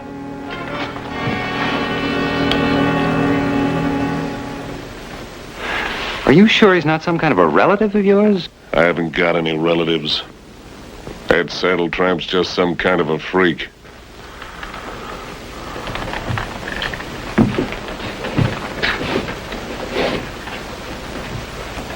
No. No, he doesn't walk quite like that, and he holds his mouth differently. Don't try to tell me what to do. I just want you to talk like him and look like him and act like him. Nobody's gonna notice much when they look in the end of this. Gene, you're not up in the mountains now.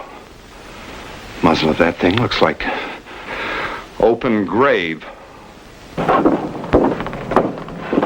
Now, you just sign that paper and forget about it till you sell your stock. That makes $325 total, Vint. You saving up to get married or something? Not me. Just try it sometime. It's not half bad. Guess you're right. How is Millie? Fine. The kids? Growing like Johnson grass and eating like timberwolves. Baby's got 3 new teeth already. No fooling. No fooling. Word of honor. All in front. Give Millie my regards. So long, Mr. Newcomb. So long, Vint. Say hello to Charlie McCadden. I'll do that when I see him.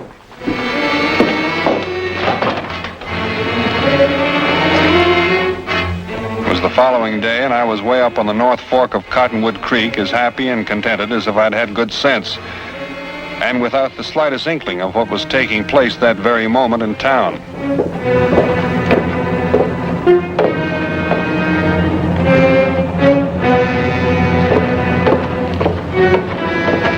Hi, Vint. Hi, Vint. Aye.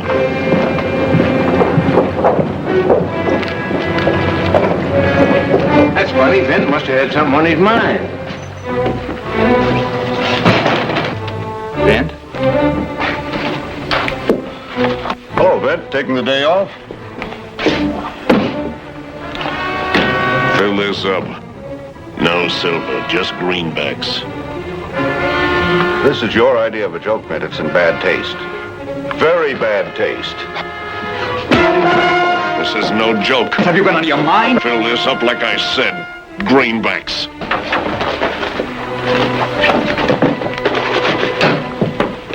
Get the rest.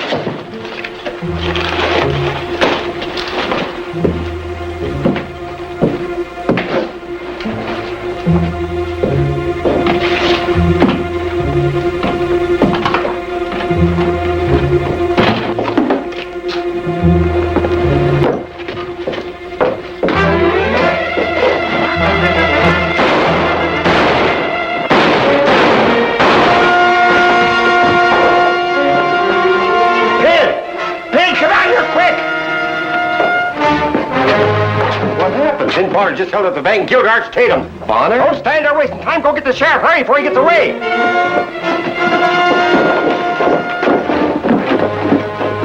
Meet the truth here. You better go home and lay down. Your face is gray as ashes. I'll be all right. Sheriff's over at Standish's. I sent Ralph Kearney after him on a fast horse. He ought to be here in an hour, I figure. Anybody sent for Doc Sorensen? I stopped by his house. Mrs. Sorensen said he went over to Boston Forks on a call and won't be home before dark. There's no need for a doctor now. Are you sure that's all? Livery stable, too? That's right, Doctor, and thank you. We're sorry you folks couldn't have stayed around a while longer. Things are usually quiet and peaceful around here. I suppose it's none of my business, but what'll they do to him if they catch him? That, what's his name, who shot the cashier? Arch Tatum left a widow and 3 little youngsters, Doctor. Oh, that's terrible. Well, I guess you've answered my question. It's terrible. It's just terrible, that's what it is. We've got to do something about it. Now listen to me. Of course I'm going to form a posse. When? All of you just quiet down long enough for me to find out something. All right, Roy, what do you want to find out? Well, first, any of you see Vint Bonner come into town today?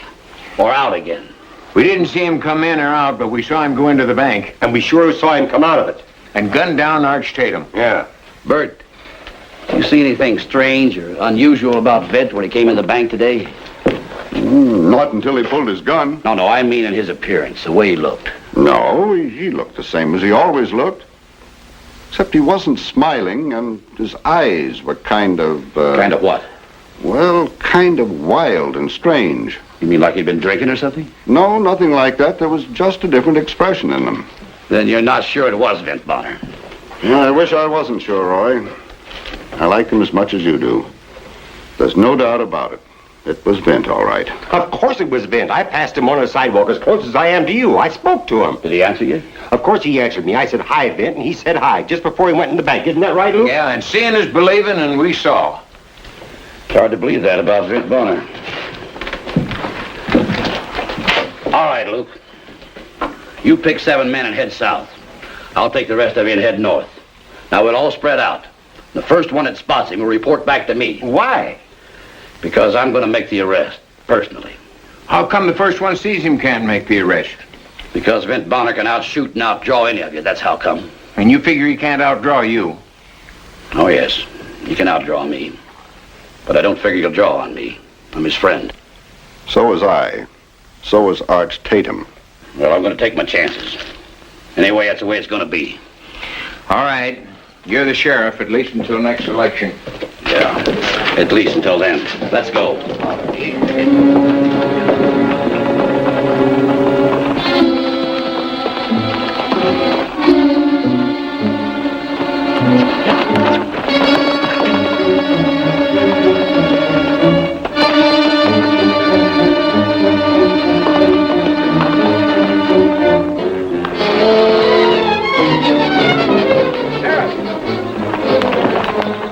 I found him, Sheriff. I found him. Where is he? Why, up Cottonwood Creek, about a mile.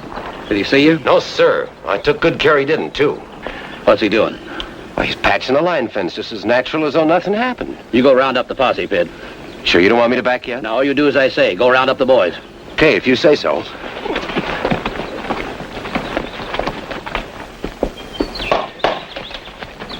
Hi, Sheriff.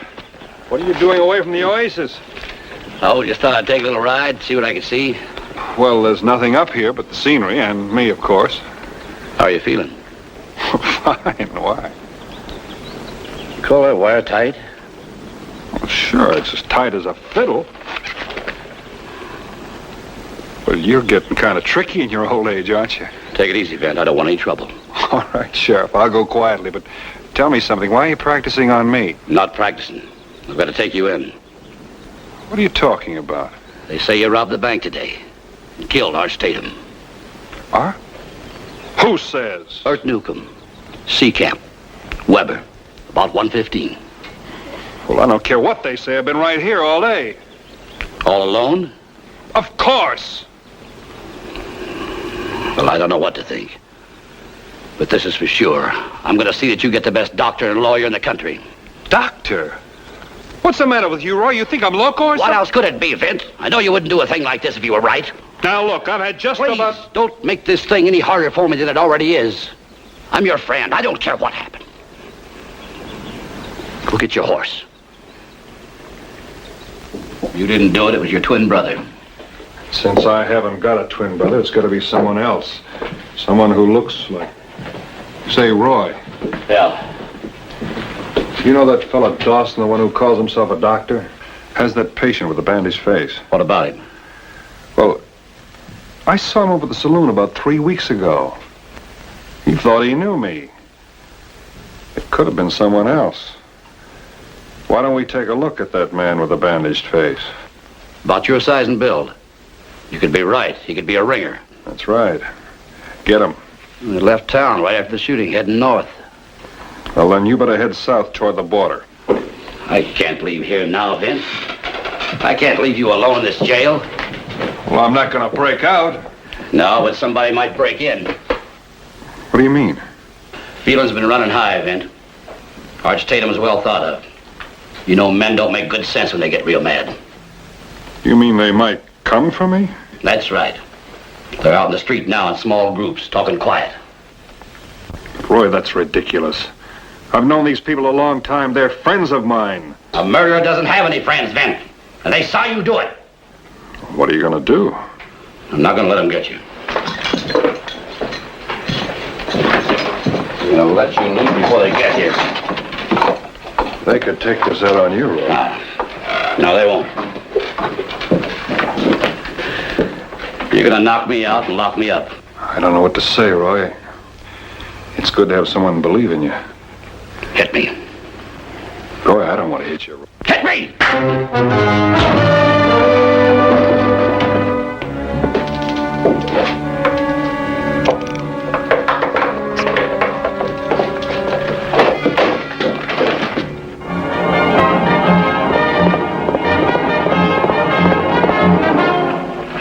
You better keep that bandage on, Gene.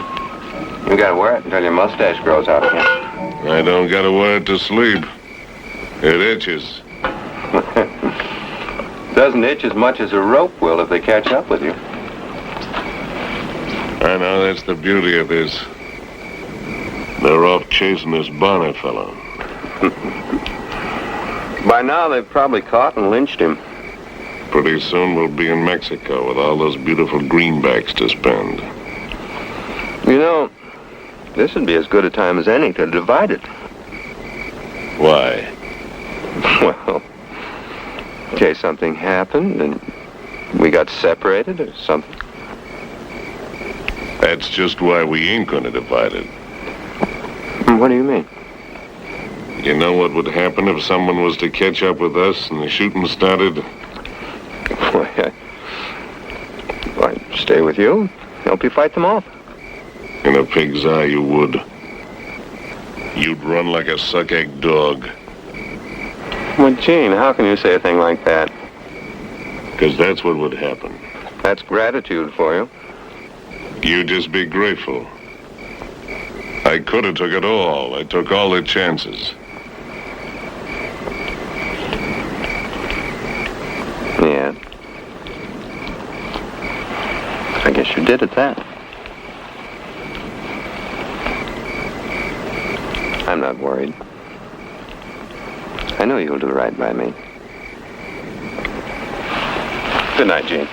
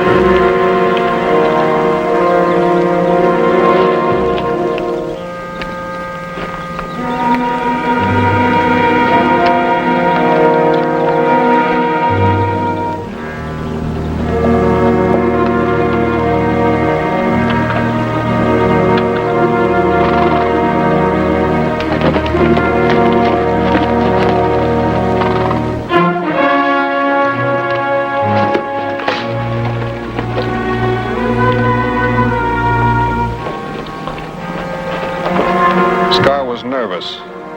Spookier than I'd ever known him to be. I couldn't blame him. I felt the same way, but he was getting hard to handle.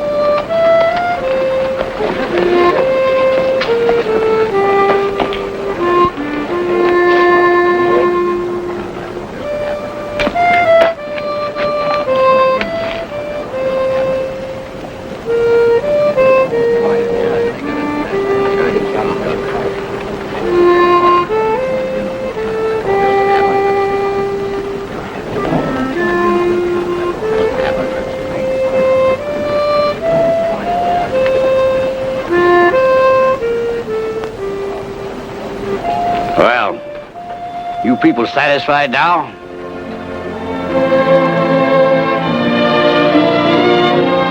Nice town with quiet, nice people, but 3 months is a long time to stay in one place. I had made a friend, though, Sheriff Ed Fishman. One says goodbye to friends.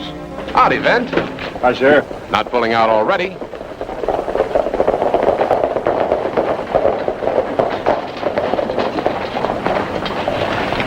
You the sheriff here?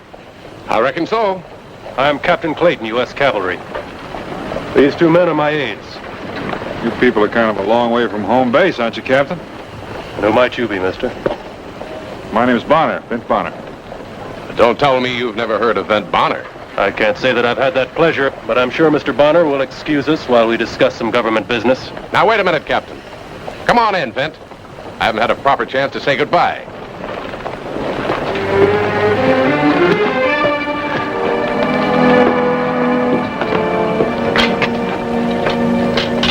Don't be too hard on the young fellow. He doesn't mean any harm, you know. My orders, Sheriff. I think they pertain to you. I really should be going, Ed. I'll call up to old Jesse for you. Did you say old Jesse, Mr. Bonner? That's right. Do you know him? You ever seen anything like this? I can't say that I have. Have you, Vent?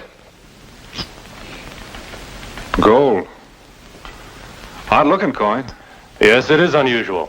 There was only one minting of those coins, and they were on a quartermaster train lost in this vicinity in '64 on or about the 19th day of October. That's going on 20 years ago. That's correct, Mr. Bonner. None of that gold shipment was ever recovered. Not until 6 weeks ago, then only those 2 coins. You mean you come here to investigate old Jesse? Investigate and interrogate. Well, you're going to have to find him first. That shouldn't be so difficult, Sheriff. That's what you think. Why, Vent Bonner here is just about the only one that can get you within even talking range of that old man. Are you a professional guide, Mr. Bonner? I'm going that way. I'll be glad to point out old Jesse's place to you. I've been empowered by the government of the United States to offer up to $100 American for a guide when deemed necessary to reach my destination. That's a government draft. I've seen him before. Shall we be on our way then? Good day, Sheriff.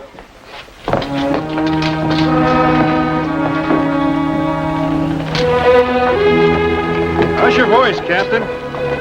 What do you mean? I mean, can you be heard 100 yards? Well, I think so. Why? I think that's about as close as you're going to get to old Jesse.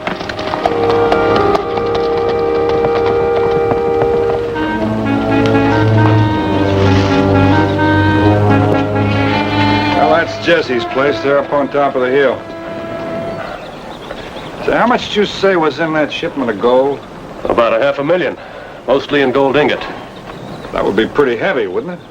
Oh, about 1.5 tons. 1.5 tons? Well, how do you expect an old man to get 1.5 tons of gold up that hill? Well, suppose I ask him that. Now, you've done your job, Mr. Bonner. I think I can handle it from here.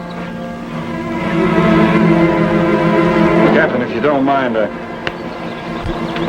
think I'll stick around. Right, man.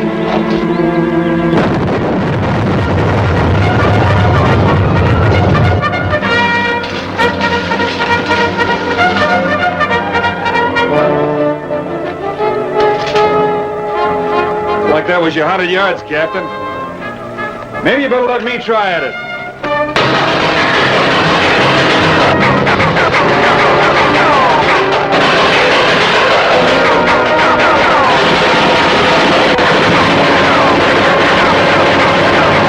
Jesse! Hold it a gall-darn minute, it's a friend! I ain't got no friends. So go on about your business before I bring my aim down where it ought to be. Did you hear what I said? It's Vint. Vint? That's you, Vint? Of course it's me. Come up a little closer so I can get a better look at you, Vint. Be careful, mind you. That's far enough, Vint. Now, what's on your mind? Now look, Jesse. I want to talk to you. Close up and private. I'm coming up all the way.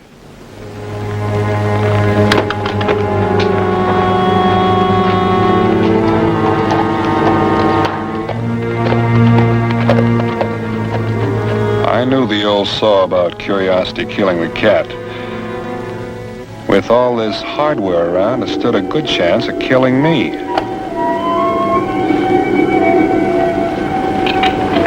Jesse.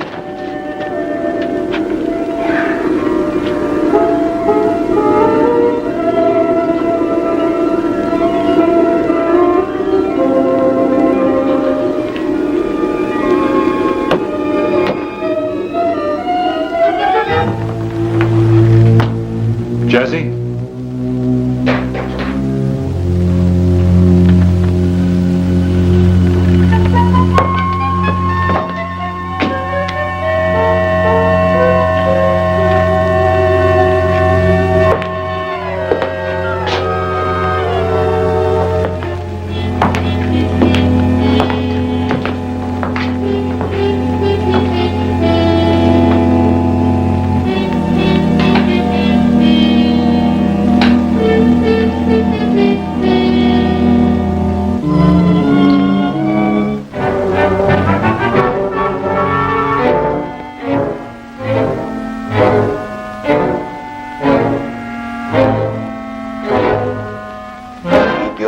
Up in the air, Ben, where I can see them. Take it easy, Jesse. Look, where in the world did you get all of these guns? Never you mind about that. What you doing down there with all them Yankee soldiers? Well, now, Jesse, just relax. I came up here to talk to you a little bit. I can only see 3 or 4 of them. Old eyes ain't so good no more like they used to be. But there must be 100 of them hid out down there under cover. No, Jesse, there's no 100. Not that I blame them, mind you. Because I used to be a crack shot in my younger days when my eyes was better. Because even now I could pick enough of them off so they'd never know what hit them. Yeah, Jesse, I'm sure you could, but now listen to me. There's no 100 soldiers down there. There's just 3, a captain and 2 aides. And we came up here Which side you on, Vin? Jesse, don't be ridiculous. There's no sides anymore. The war's over. Don't sweet talk me, son. Which side you on? Jesse, I'm on your side. Any side you're on, I'm on. Yeah. Yeah, I knowed it. I knowed it, son. I knowed it. You know, you and me betwixt us could stand off the whole doggone Union Army. Bet we could. There's the side I'm on. That's the side I fit on. Fit with them 4 years. I'd fight with them 4 more years, too, if they was to need me. You see that flag there, son? Yeah. General Lee himself give me that flag. Yes, sir, Robert E. Lee. Come riding up there on that big old white horse of his and, what is it, Traveler, his name was. He called me right out of the ranks, and he said to me, yeah. What them doggone Yankees want with me anyway? Well, Jesse, it doesn't make any difference now. It couldn't be true anyway. What do you mean don't make no difference? Man like you ain't gonna come all the way up here about something that don't make no difference, risking a shot from my gun? And what is this here that can't be true? Well, that young Union officer seems to think that you've got over a ton of gold stashed in the shack up here. This here ain't no shack. This here is my home. Shack. Intelligent young fella like you ain't gonna think that a poor old man like me got all that gold stashed away up here, is you? Well, I admit, Jesse, it isn't very likely. No, it ain't likely, but it could be true. How would you get it up here? You? Oh, Jesse, this rough country, all that weight, it'd kill a mule. I did. Kill 4 of them. Doggone, I killed myself, toting all of you on my own back after the mules all died. Now, wait just a minute, Jesse. That's absolutely impossible. Impossible. I'm telling you the truth. I know what I got up here. Well, I know this much. You haven't got that gold up here, not that much of it anyway. Oh, you think you know so doggone. You think you're so doggone smart. You think you know everything, don't you? Just hold your horses, son. Just hold your horses. Look at here.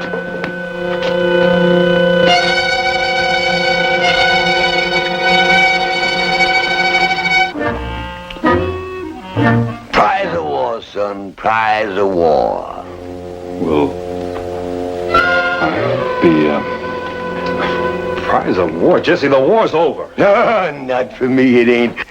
We whooped them fair and square in 61 and 62 before them Yankees started resorting to all them tricks. Why, at Vicksburg, if them Yankees hadn't blowed their bugles all night, so we couldn't get a wink of sleep. A fighting man can't fight without sleep. Jesse. Then at Antietam, if a Yankee spy hadn't put whiskey in the horse's feed, we'd have whooped them there, too. Jesse, will you listen to me? Then at Shiloh, them beans we captured from the Yankees, how did we know them beans was wormy? Jesse, listen to me. I know how you feel about the war, but what's that got to do with all this gold? Well, seeing as how they didn't win the war, fair and square resorting to all them tricks, appears to me like they ought to surrender.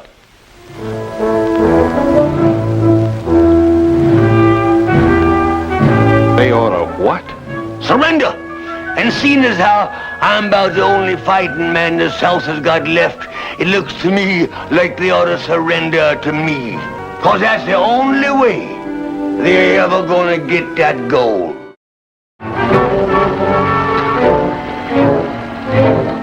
Mr. Bonner, I'm an officer of the United States Army.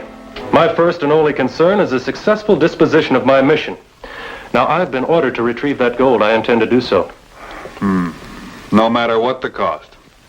Need I inform you, Bonner, that any interference by civilians might be regarded as treason? I can locate no telegraph, sir. Why, there ain't a telegraph office within 50 miles. As you were, Jenks. Well, then the four of us will have to enter that shack. The three of you. You have a short memory, Bonner. As I recall, you are still in Army employ. Captain, the Army employed me to guide them to old Jesse's shack. I've done that. Have it as you will, the three of us. And I hope you've notified your next of kin, because the three of you aren't coming back. One old man against 3 cavalry troopers? It's hardly a match.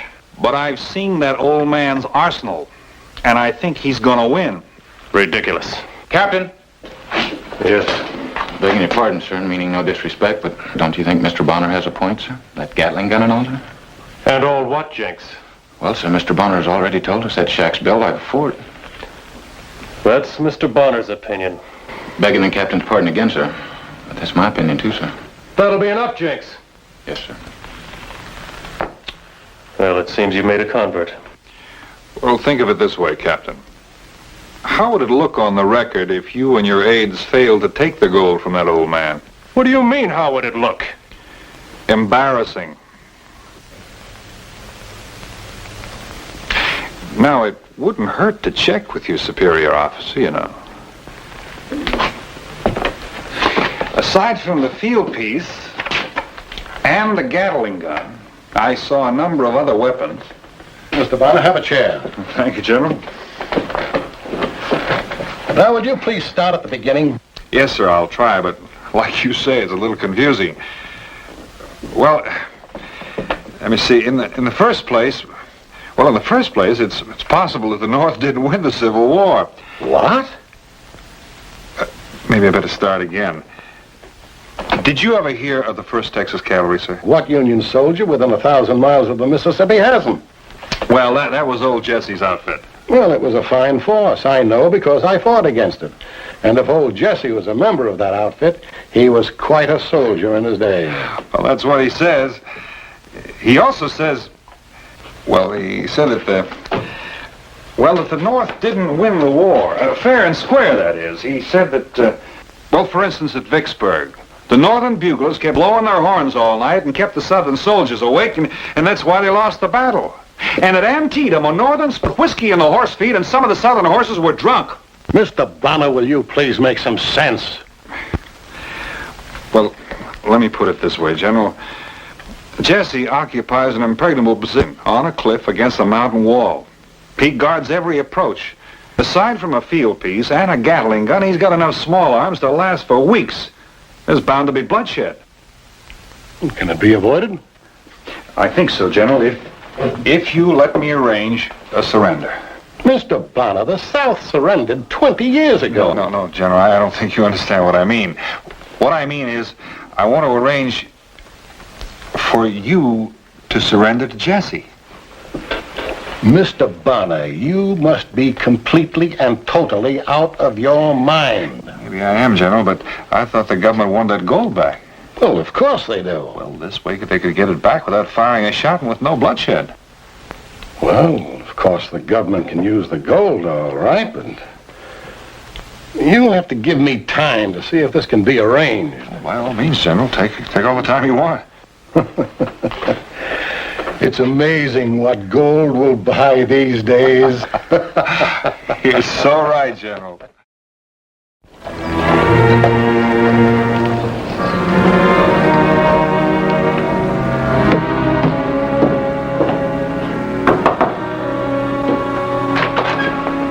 Jesse?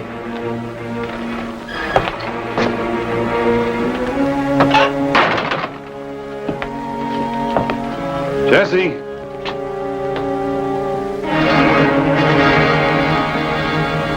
Right behind you, Vint. Jesse, come on out here. I want to talk to you.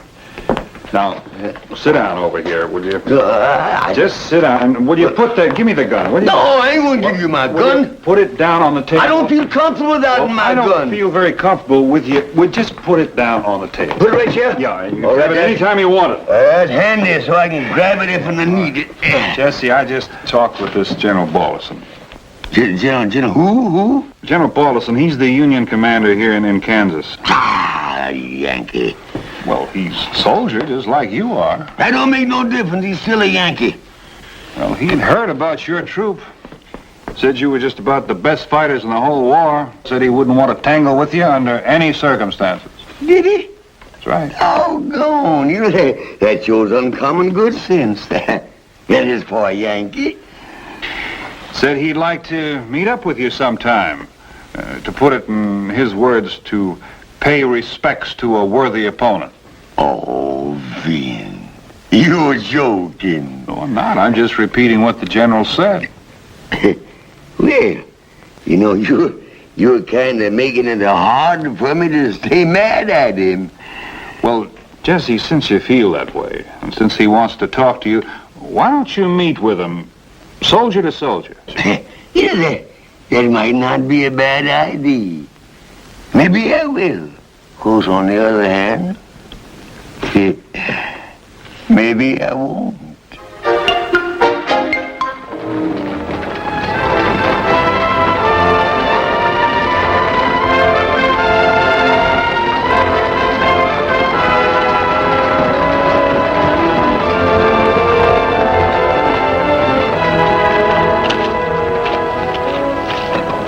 Welcome to Shelby, General. Thank you, Mr. Bonner. I expect you've made the necessary arrangements. Yes, sir. 10 o'clock tomorrow morning, Mars Clearing, if that's all right with you. I find that acceptable. Until 10 o'clock, then. Captain, you'll find a suitable site near Mars Clearing. Yes, sir. Corporal, carry on.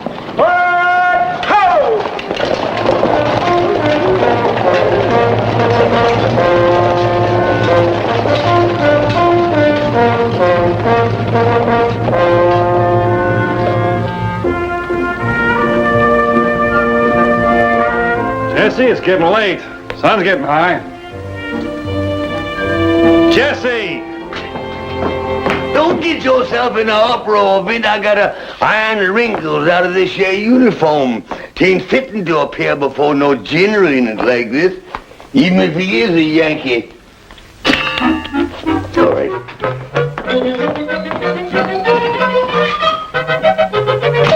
Come on, Jesse, time's wasting. I'm coming, Vin. I'm coming. Well, that looks just fine. Turn around, let me see. First time I had the thing on in more than 20 years. Yes, sir. What's that? What's this here? Now, look, Jesse. Doggone it. I told you I didn't feel comfortable without it. Well, this is one time you're gonna have to feel comfortable without it. Now go on out and get on your mule. I'll be right out. Go on. All right.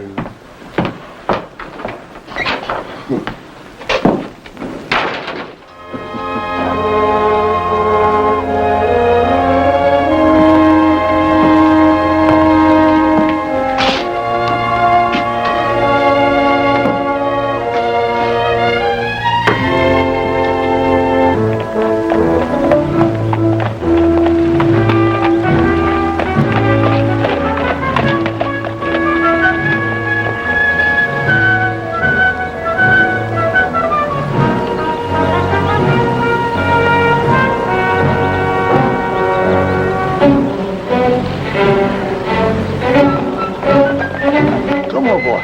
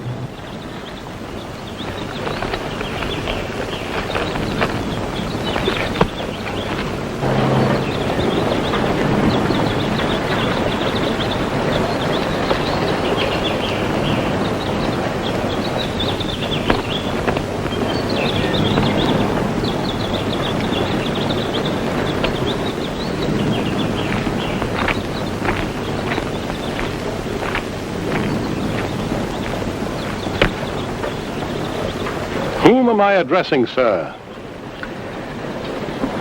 Jesse R. McKeither, Sergeant, C Company, 1st Texas Cavalry. I am General Thomas Balderson, commander of the military district of Kansas.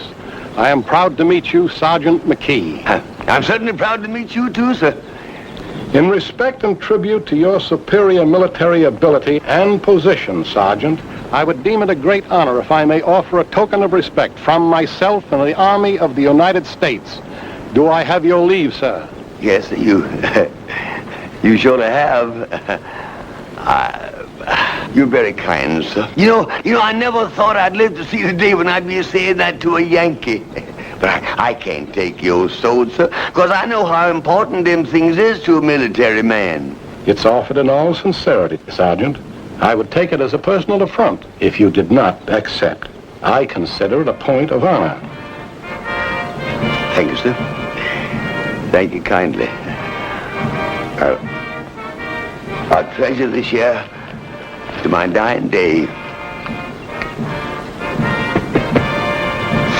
I'll never forget you, General. Never, sir.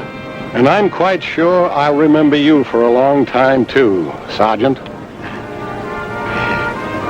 Captain? Yes, sir?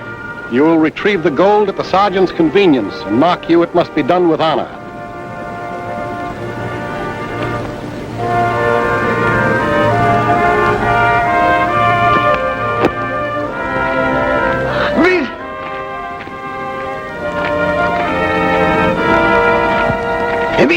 Did you hear what the man said? I heard him, Jesse. He said he would consider it a personal insult if I didn't take his sword, and he said he would never forget me.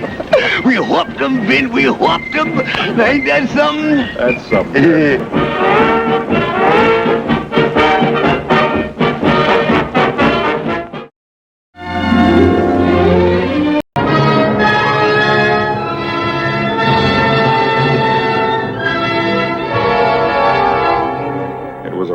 Windy October day, fast coming on toward night. It was plain that the winter snows weren't far away. I couldn't help thinking how good a nice hot cup of coffee would taste. Well, I know we've been on the trail 3 days, but sitting here ain't getting the job done. Yours can't be too far off now.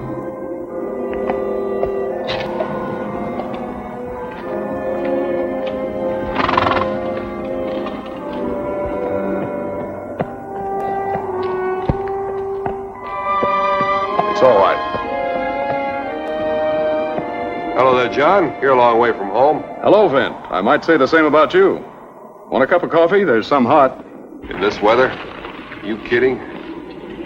Didn't see anything of a rider in the past few hours, did you? It's kind of a lonely stretch of trail back there. I take it you mean a particular rider. Yes, Vint, he's particular. He's a killer. He don't kill for the reasons most men do.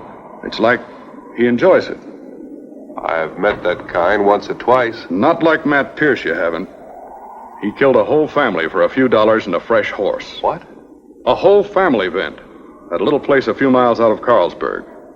In all my life, I never saw anything like I saw at that little farm. I guess I never did meet that kind before. I figure since the bridge over Silver Canyon on the trail ahead's been washed out by all this rain we've been having, Pierce cut out south along the canyon. We'll catch up to him sometime tomorrow. Do you want me to ride with you, John? No, thanks. There is something you can do, Vint. Remember Melanie? Melanie? Of course I do. How is she?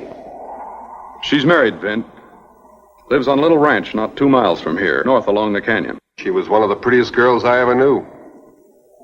Did she make a good marriage? Why don't you stop by and say hello? I think she'd be glad to see you. You didn't answer my question. I reckon that's a hard question to answer, Vint. She might like the comfort of having you around in case we figured wrong and Matt Pierce is still hereabouts. Matter of fact, I was going to leave one of the men off there just in case. What's wrong with her husband? Well, we've got to be riding, Vint. The way them clouds are gathering, looks like the storm ain't over yet.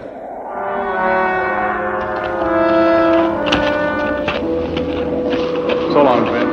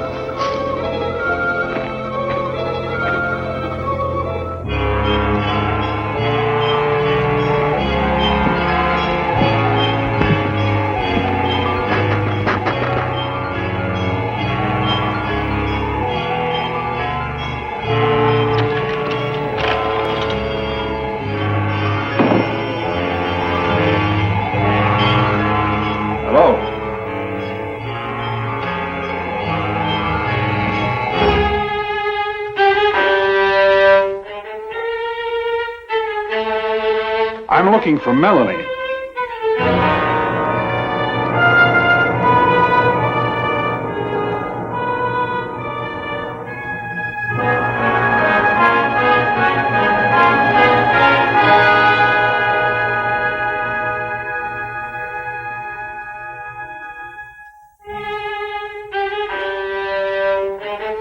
Melanie?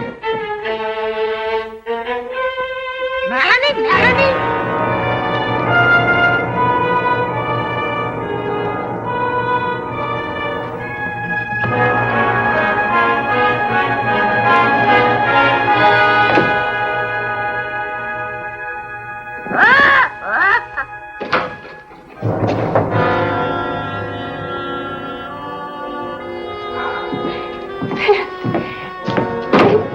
Why, what a surprise. Melanie.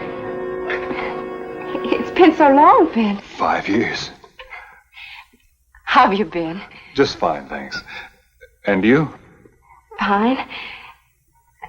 I was down at the barn, putting stock away. Looks like rainstorm's coming up. More like a thunderstorm. Should strike any minute. The last time I heard about you were in Arizona. Guess I haven't got any roots. I know. I ran into Sheriff Bronson from over at Carlsberg. He told me you lived over here, and I just thought I'd drop by and say hello.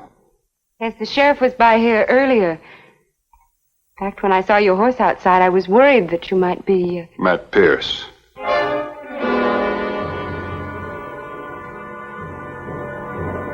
We don't have many visitors here. Jim and me. Would you like some supper? I can warm something. Yes, thank you. I am some hungry.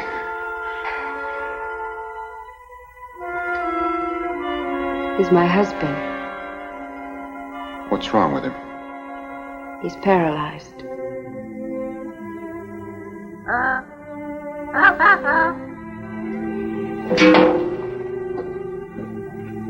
How do you manage here all alone? I have a hired hand. Old Josh.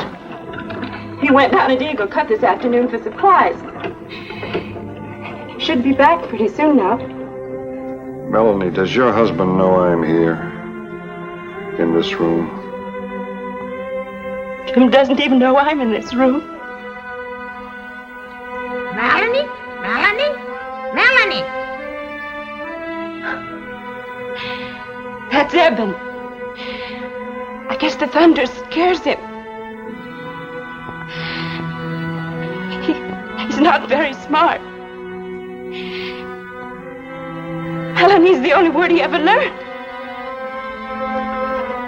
I can remember when they might have said that about me.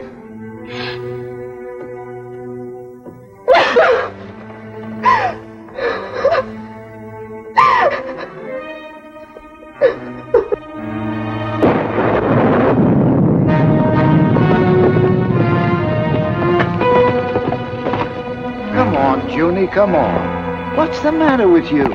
We're already late for supper. Melanie will be turning in before we get there. Come on, come on.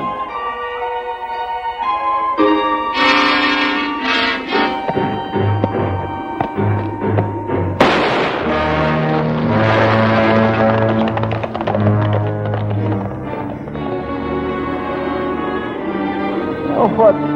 Anybody want to go and do a thing like that for Junie?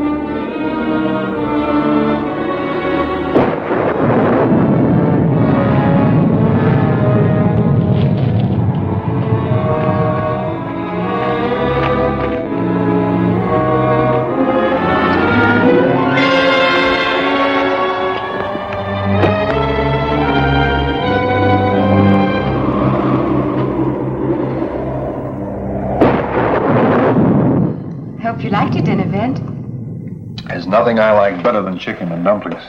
Jim's favorite. Or it was.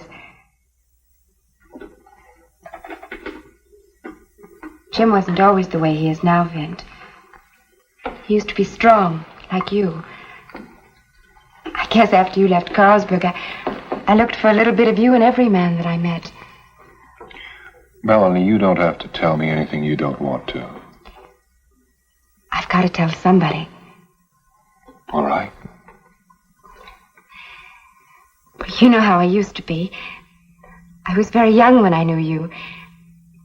And I guess I was pretty then. You still are. I guess I got too much attention. Including mine. Well, about 3 years ago, I met Jim. We fell in love right off. And he asked me to marry him. What did he do? He was foreman on a cattle ranch. This place was to be the start of our own little ranch.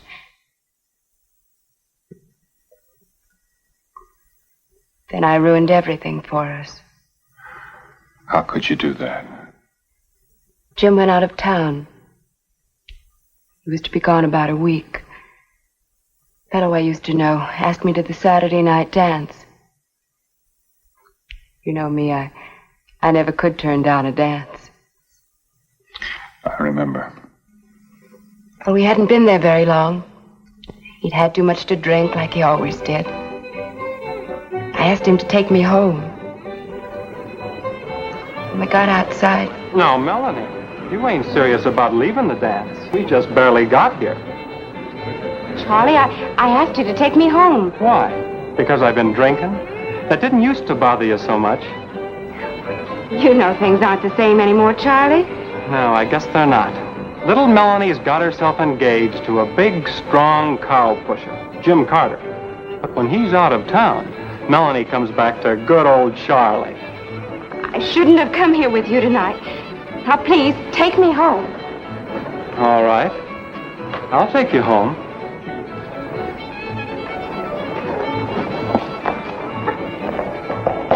Melanie!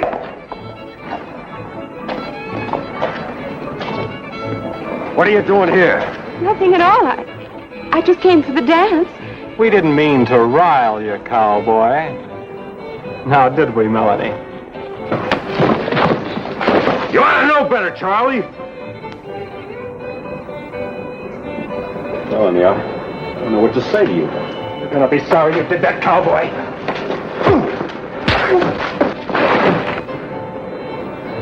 I'm taking you home, Melody. Look out, Jim.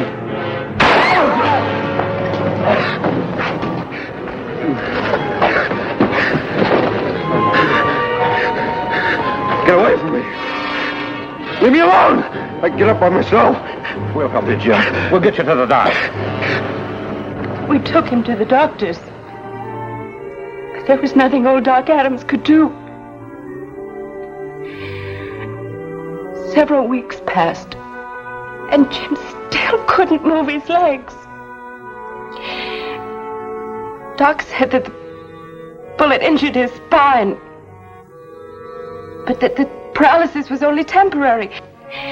It was more of a sickness of his mind than it was of his body. All because of me. Look, blaming yourself isn't going to help. Maybe what you did was wrong, but certainly the penalty you're paying is too much. I thought maybe if I could prove to him that I really did love him, it would help. We were married in Carlsbad. About 2 years ago, came out here to live. Jim said I married him out of pity. Then he just stopped talking altogether. He hasn't said a word now in months. He just keeps staring as though he would die.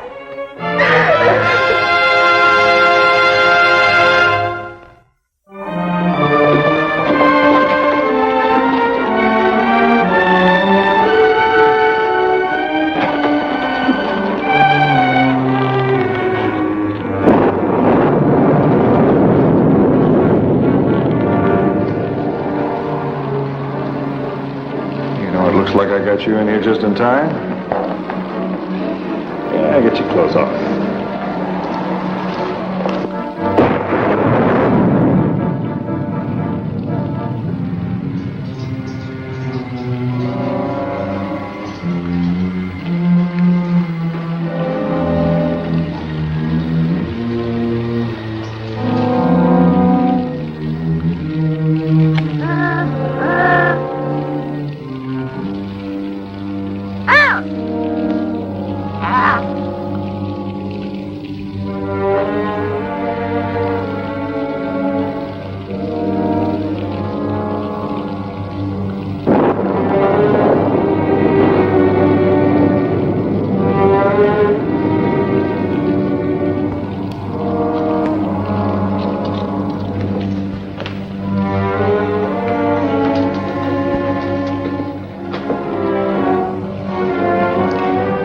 Jim, if you could only hear me.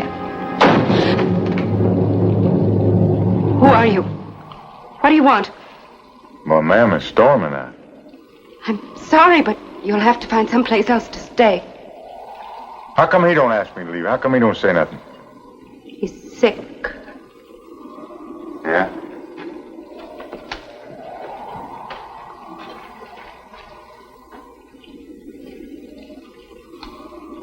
Sheriff was by here earlier, wasn't he? Yes, and he'll be back. He knows you're around the... Then I reckon you know who I am. Yes? Sheriff ain't coming back. I seen him cutting south along the canyon. Who's down in the barn? Somebody passing through. Yeah? What are you doing? I'm just gonna see how sick he really is. Get out of this house. I don't know he wasn't just sitting there waiting for me to turn my back so he could jump me. He can't hurt you. Well, I know that, ma'am, now. I seen lots of men like him in the war. Men couldn't fight no more. They said killing made them sick in the head, that they weren't fit to kill no more. They's wrong. And I showed them how wrong they were. Any man can learn how to kill. I got my first man on my 15th birthday. That's quite a birthday present, wasn't it? Where you going? Oh, nowhere. I was just... Is he your man? Yes? Then you don't want to do nothing that'd force me to kill him, would you?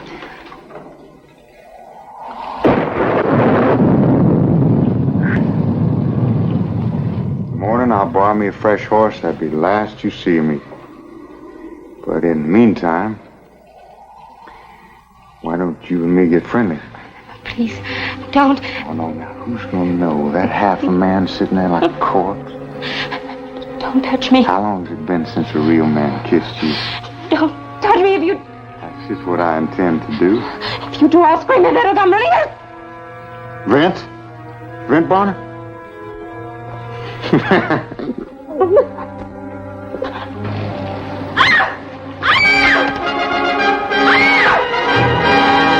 Don't you touch me again. I thought pretty girls like being kissed.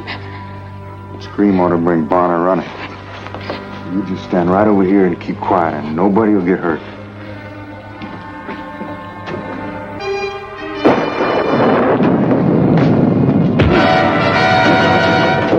Just hold it. All right, now get up. Get up! Get away from him!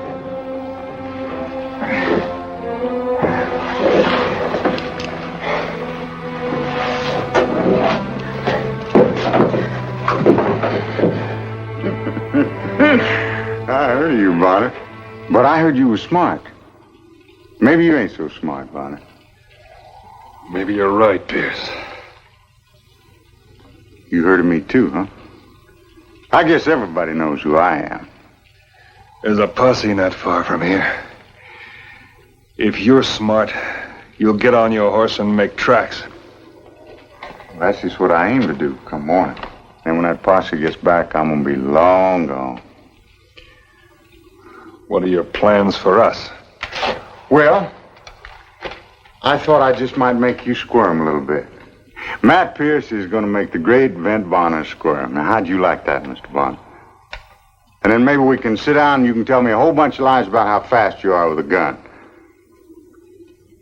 And then in the morning, I'm going to kill you. Unless between now and then you can figure some way to get this rifle away from him.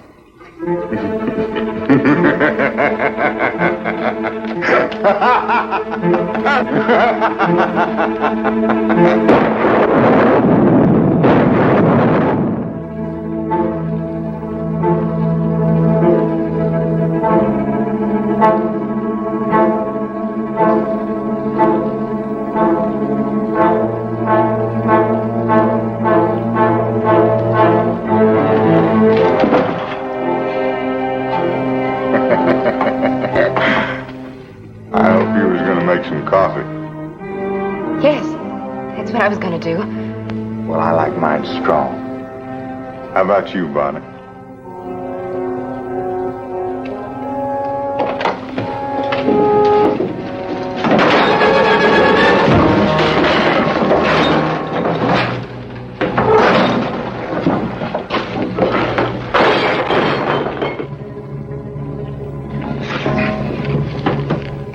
Try something like that once more, and I won't wait till morning to kill you. You better hold on to that rifle. Because I'm gonna take you apart. When that rain stops, I'm gone.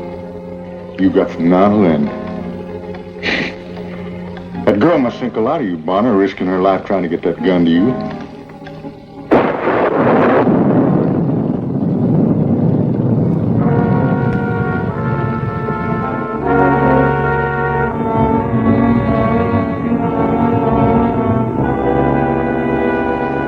Daylight's come, Bonner. It's time for you and me to take a little walk. On your feet.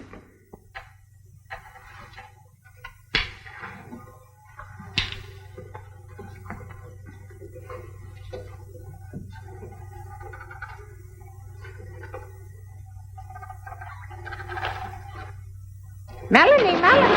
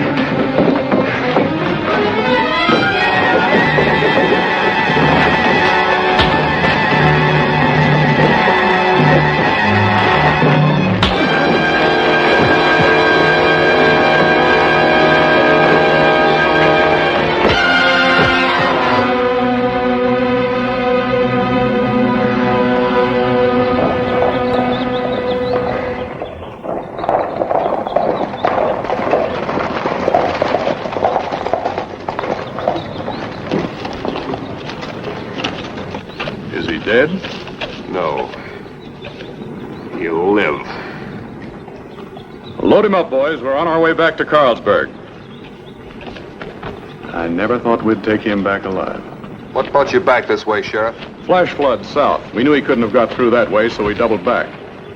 I'm sorry to say we found the body of old Josh by the trail, not far back. Oh. Morning, Sheriff.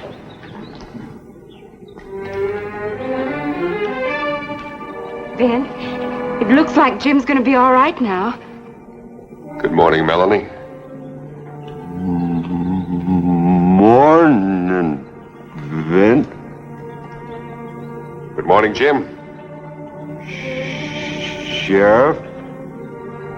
Melanie? See you around, Jim. Well, we got a long ride ahead of us. I guess we better move out. So long, Vint. And thanks. Thank you.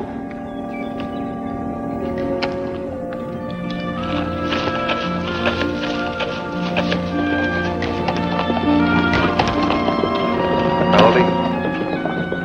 Jim, I'm sorry to have to tell you this, but Sheriff found old Josh's body on the trail.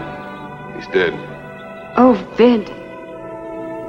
Everything's going to be all right now, Melanie.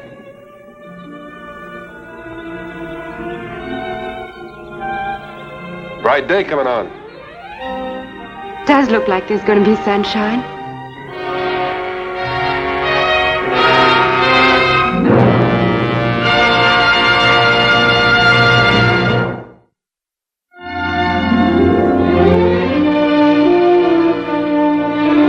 River far, far away.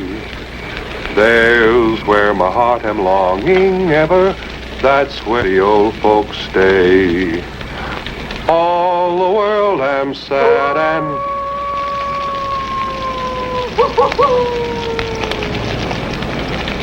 Must be improving. I never took any notice before.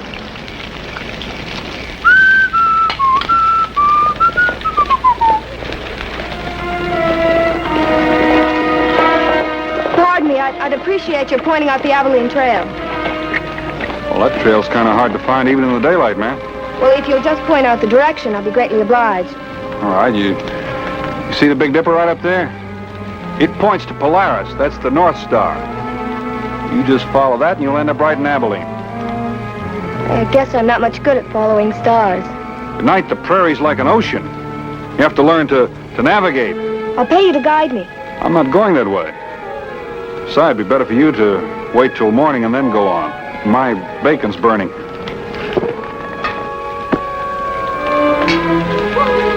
Look, I'll give you $100 to take me to the railroad. Say, would you like some of these beans? 2. I'm not a bad cook. 3. Are you running from or to something? No questions and you can name your own price. Look, young lady, there's too many things about you that don't add up. First, your horse is kind of poorly, and that saddle cost you plenty. You're dressed in plain prairie goods, and your pocketbook's bulging with greenbacks. Look, I want to hire a guide, not a fortune teller. I like to know who I'm working for and what I'm being hired for. Here, have some of these beans. You'll feel a lot better.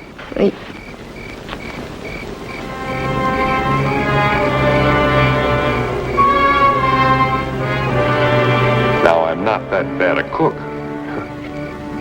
You're a fine cook. It's me. I'm all mixed up. I failed. About what? Everything. I remember I felt that way once. I must have been about 16 years old. You don't understand. He's coming after me.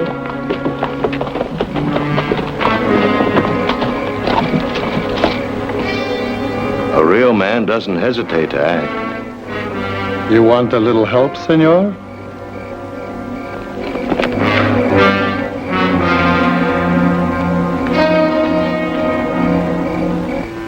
You know better than to try and run away. I'm not taking orders from you, not anymore. You're coming back. I'm warning you, Abigail. Don't threaten me. Garcia, my friend, what would you do if a woman hit you like that? If any of my muchachas were to do that to me, I would cut off a finger, so they remember not to do it again. Here, tie her up. You've been too gentle with her. We do not have all night, senor. I was hoping you wouldn't do that. This lady's going to Abilene with me. She's coming back. I don't think so. Oh, he doesn't think so. A man's a fool when he argues against 3-to-1 odds.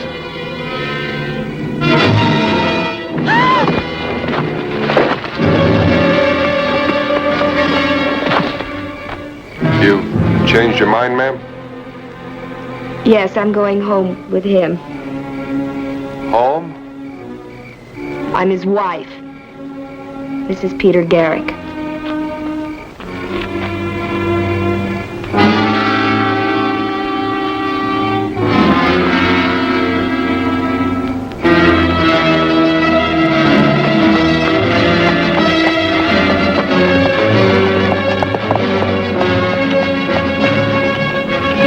It's bad business to mix between a husband and wife, senor. It's a quick way to get hurt.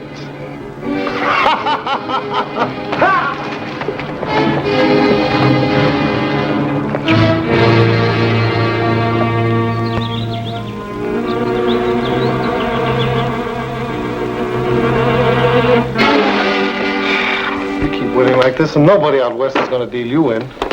You gentlemen won't believe we did any gambling back east. Well, then I'd say you did right to come out west. Sure. Look what I have to show for a year's farming. Farming. That's no good. That's what I did when I first come out here. Take a lifetime to scrounge out a few $1,000s. I told you, Peter. You can do better than struggle with a farm all your life. What do you say, Peter? Let's ride to town.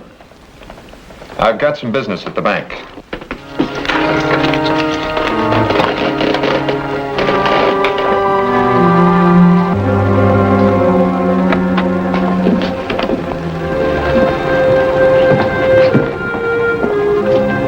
Señor, nos vamos.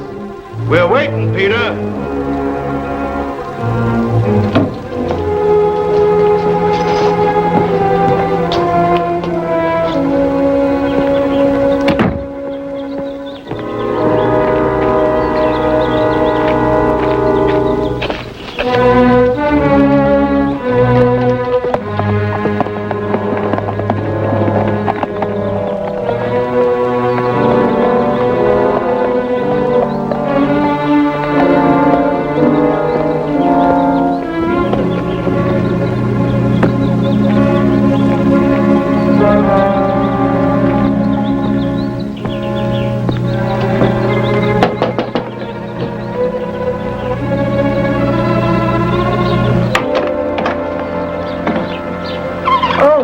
It's you. I thought you'd be expecting me. Why? Well, there's $500 in this. Kind of careless, aren't you? Come in. Thank you. Oh, you expect a reward. No, ma'am. You know, as long as I live, I don't think I'll ever understand women. Why? Well, if you'd stood pat last night, you'd be halfway to Abilene by now. And you'd have been dead by now. What? Those two men, Matt and Garcia, they're killers. I came back here to save your life.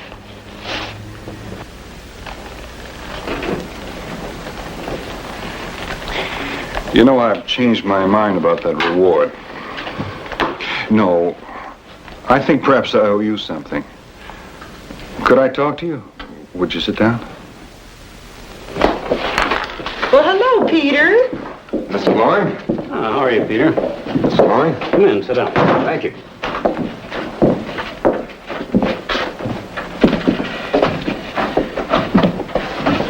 Anything special on your mind? As a matter of fact, there is. The thing that bothers me is the payment on my ranch is due, and... Well, now, don't worry about it, son. We know that things can get a little rough. I'll give you another extension. Mr. Loring, I'm thinking of selling out.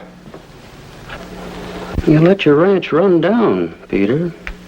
It isn't worth much the way it stands. Now, why don't you take a few $100s of your wife's money and spruce the place up, and then sell it? Abigail's money isn't mine. Oh, that's nonsense, Peter. Don't be so proud.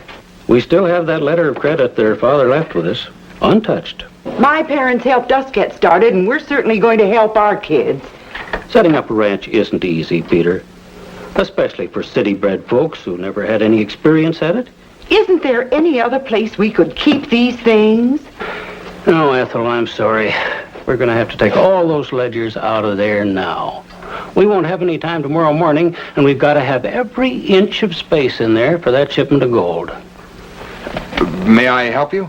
Please. You know, Peter, your ranch has fine possibilities. One more year of work and... Stop, don't touch that inkwell. Oh, thank heaven. I told you that thing is dangerous. That's my bandit killer. We have the inkwell rigged up to the trigger of that shotgun up there. It's aimed at the other side of the teller's cage. All Ethel has to do is to move the inkwell and one bandit less. It makes me nervous. I tried it once. It blasted out that side window there. Oh, Peter, about selling your ranch, I'm against it. You're an intelligent man. There's no reason why you can't make a go of it. Made up my mind, Mr. Loring. I'm going into a new business. But I want to thank you for everything you've done for both of us. You've been a real help. I'm sorry to see you go. Mrs. Loring? Bye, Peter.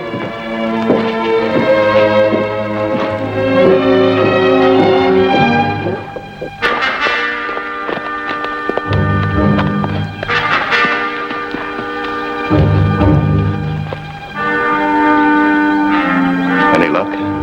Tomorrow. Oh, that's fine, Peter. Any idea how much?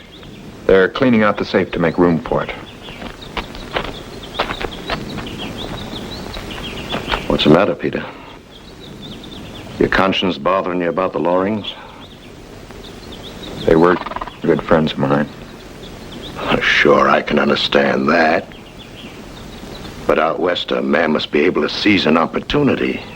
Unless, of course, he lacks the courage or the strength to succeed. Robbing a bank. You call that courage? Well, a man can always quit. Drag himself and his wife back east. I'm not dragging anything anywhere back east. What time do you want me to meet you tomorrow? When the bank closes.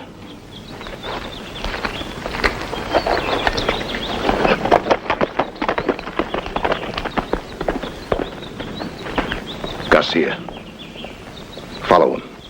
But it's getting dark, and my muchacha is waiting for me. Let her wait. I think our friend Peter might need some company. Make sure he goes straight home and doesn't change his mind.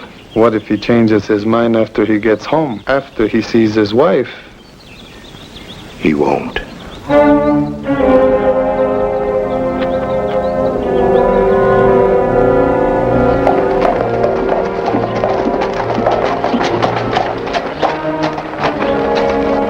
You didn't have to escort me home. It was nothing, senor. I'll see you tomorrow. See? Senor! Perhaps you have another bottle? I'll see.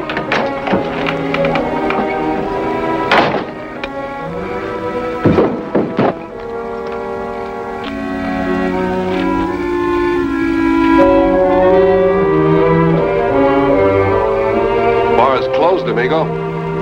Oh, the senor who mixes between husbands and wives. I don't like you. You know something? I feel the same way about you. You got off very lucky the last time, senor. You think I'll have a chance to try my luck again?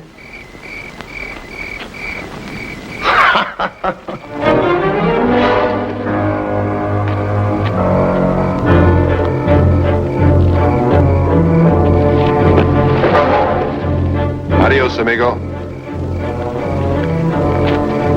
On your horse.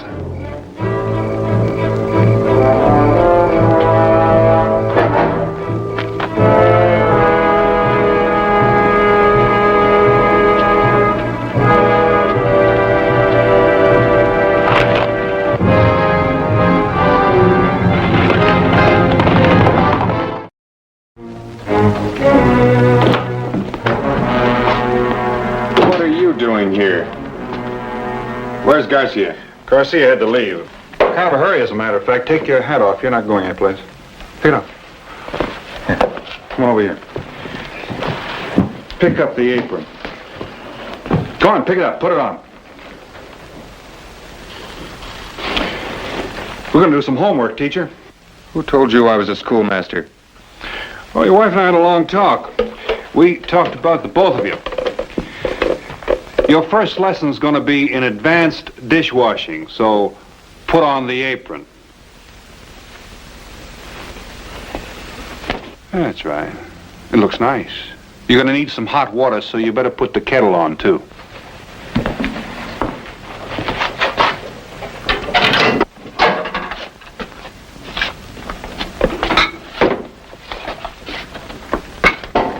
Now, stack the dirty dishes on the drain board.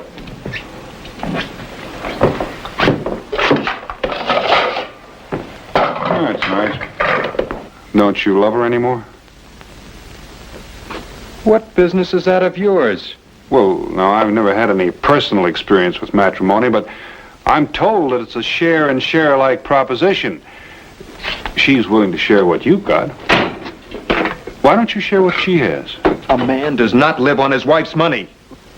Go on. I don't know why she ever married me. Her father is rich. Gave her everything she's ever wanted. She told me that. Did she tell you how much a teacher gets paid? That her father paid for our luxuries, even our necessities that I couldn't afford? That I came out west to become a rich, independent rancher?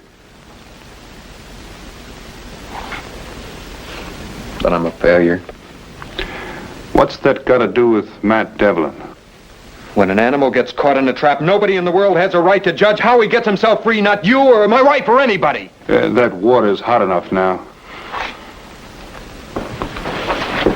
Now you pour that in the dishpan.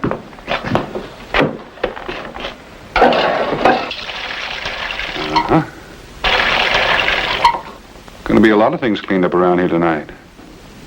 Now you put the dishes in the dishpan. Good, good. Now you take the soap and wash the dishes.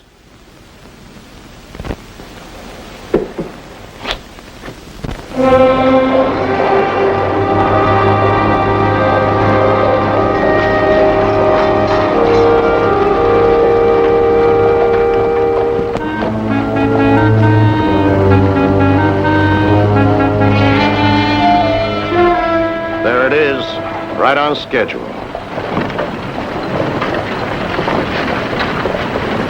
Come closing time, all we need is for Peter to put him off that guard inside the bank. Maybe that hombre will not let him come. Nobody's gonna stop Peter. He's hungry.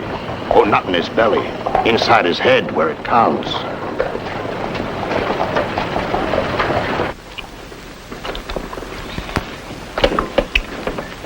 Want some more coffee? I'll get it. No, Peter. Peter, Abigail wants some more coffee.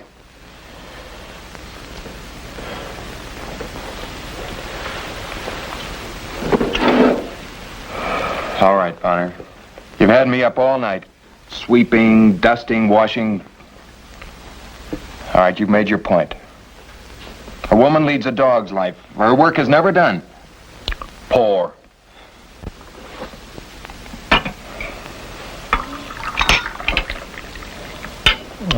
I'll have some, too. Thank you, Peter. Thank him. How long do you intend to keep this up? That depends. On what? On Abigail here. Peter, do you think we could ever learn to talk to one another again? There's nothing to talk about. It's no use. Don't worry. I think we made some headway. Back east, words came so easy. Many times we'd start to say the same thing at the same times. We knew what was in each other's heart.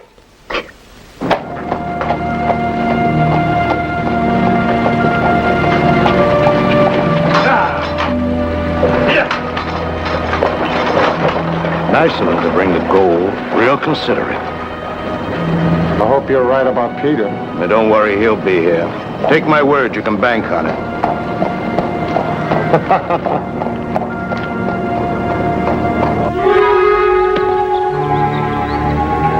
Peter was a fine teacher. I can't say as I ever heard of many men teachers. Teaching's a man-sized job, just like doctoring or engineering or any other kind of hard, honest labor. Oh, I didn't mean anything by it. Well, I didn't like the tone of voice you used. Peter was more than just a teacher. He was an educator. He fought for better schools. How'd they do that? By writing books. Like these. By speaking at conventions, by going around and... Sounds like a man-sized job. More than most people realize. Schools should be filled with new ideas, not stuffed with old facts. Sometimes I feel that our marriage has done Peter a terrible injustice. Go west, young man. I don't suppose anybody ever questions that. The West is supposed to be the land of opportunity. Land of opportunity for a man is where he's needed the most, and where he's the most useful, east or west. I guess we never realized that. Peter? Peter? Peter?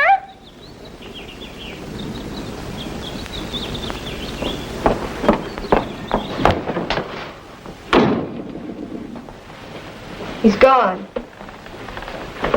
Where? With Matt and Garcia to rob the Loring Bank. I've heard them plan it, every detail of it. What? My fine husband, the teacher's become Matt Devlin's pupil. Abigail, you want to help? Can we, Mr. Bonner? If you'll do what I say, and be careful, maybe we can. Peter goes into the bank first. I follow and take care of the banker. I'll be at the window watching the street. I tell the bankers... No, I can't do it, Matt. You've got to call it off. Call it off? Here's the chance you've been waiting for all these months. I've changed my mind. Well, I haven't. There must be $100,000 of gold in there. You know what that means? No more holding up stagecoaches. No more penny ante robberies. I've been waiting for this for years. And you're not gonna spoil it for me now, Mr. Garrick. The Lorings trust you, and you're gonna get that gold for us. No. Don't waste your knife on him. If you don't go through with your part of the deal, Garcia and his knife will pay a visit to your wife, understand?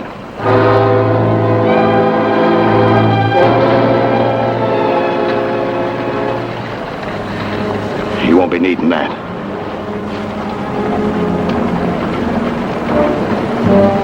Come on, we'll check on the horses.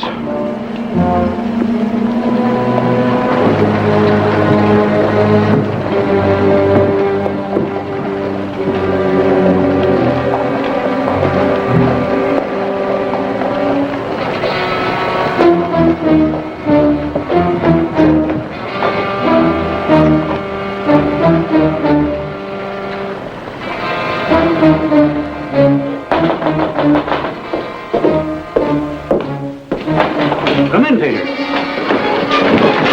Very quiet. This knife flies very fast.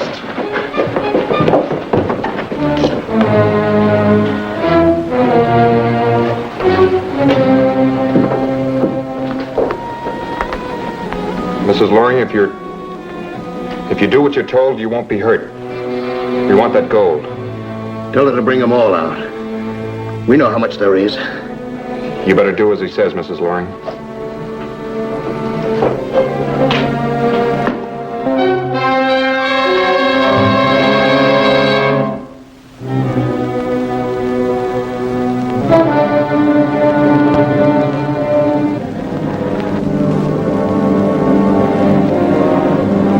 When I tell you to duck, duck.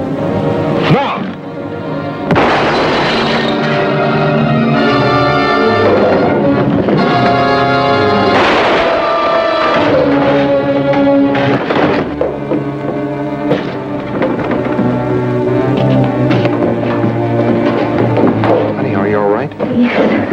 outside. The marshal's got them well in tow. Everything's been taken care of. That is, everything but one thing. Mr. Loring, I want you to sell our ranch. Peter, where'll we go? Back home. I'm going to get my old job back. And we're going to live on my salary. A teacher's salary.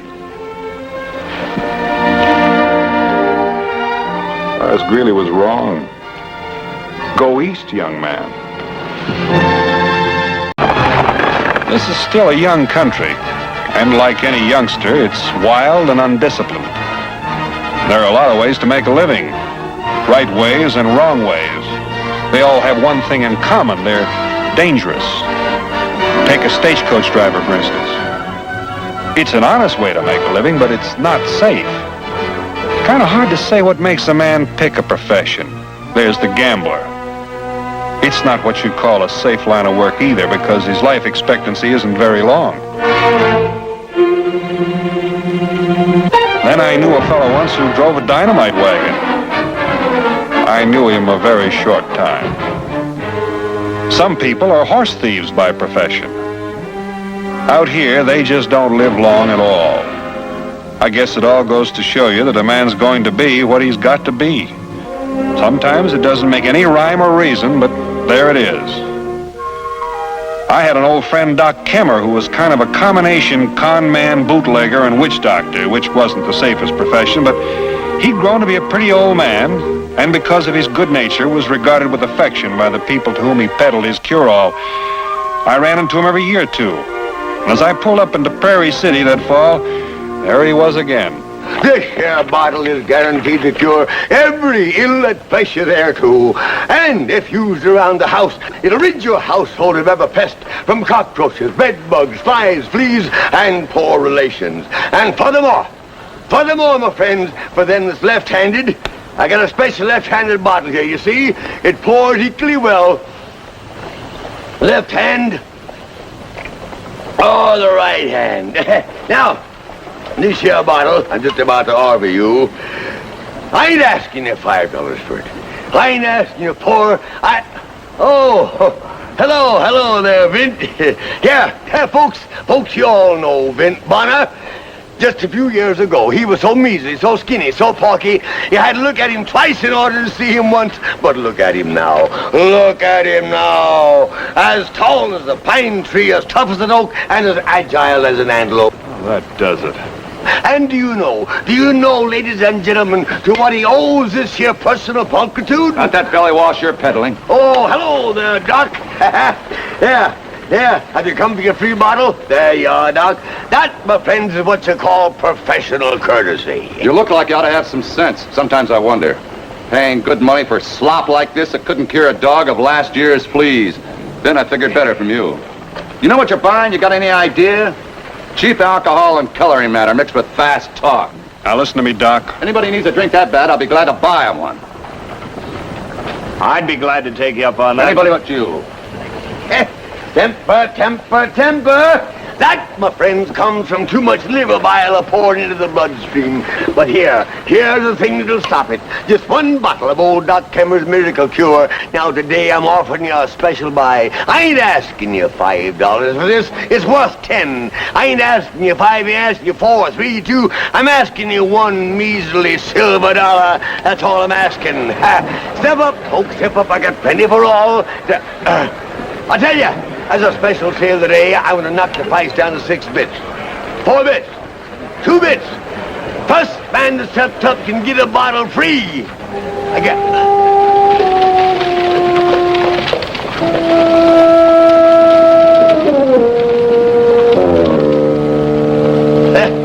Yeah, kind of looks like I'll have to give a supper show to make up for this. When'd you get into town? Just now. I'll see you later, Doc. Say, promise not to use me as bait, will you? I want a drink. Like I just told you, I want a drink. Like I just said, I can't give you no drink. I got orders from Doc Hallop. Doc Hallop doesn't tell me when to have a thirst. I'm sorry, Hode. I'm beholden to him. I'm going to count to 5. There better be a drink on the bar before I'm through. 1, 2. Oh, he's not armed. Listen, Bonner, I don't want no trouble from you.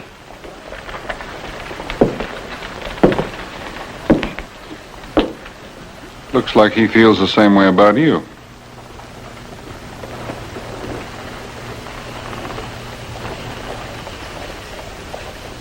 I'll be back.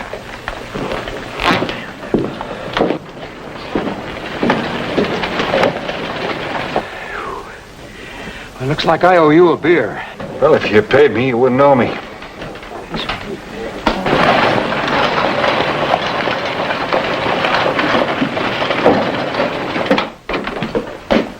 Come on in, Hode.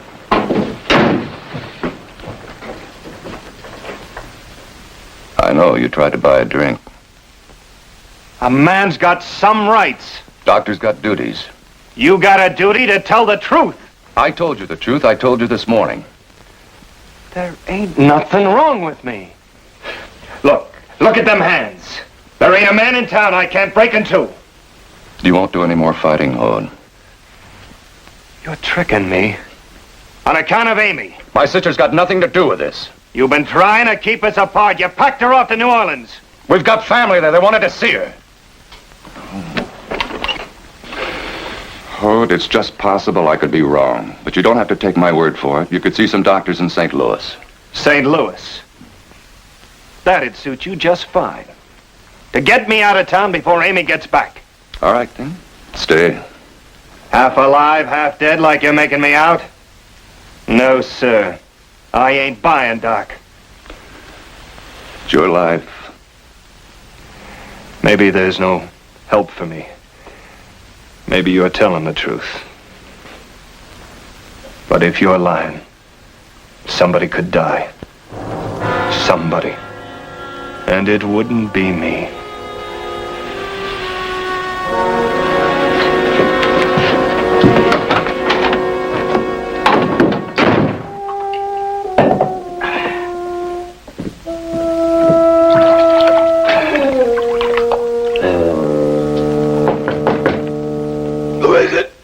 It's Vin Bonner. Oh, come in, Vin. Come in. Make yourself at home. Don't tell me you drink the stuff yourself. Sure, it don't taste so bad when you get used to it. Besides, I've been having them pains. How long? Oh, past 3 or 4 months now. Feels like somebody was jabbing a hot poker in my gut. Maybe you ought to see Doc Hallop. Not in your tin type. Folks see me going into a doctor's office, I'd never sell another bottle. Here, have a snort on the house. Go on, it's fresh.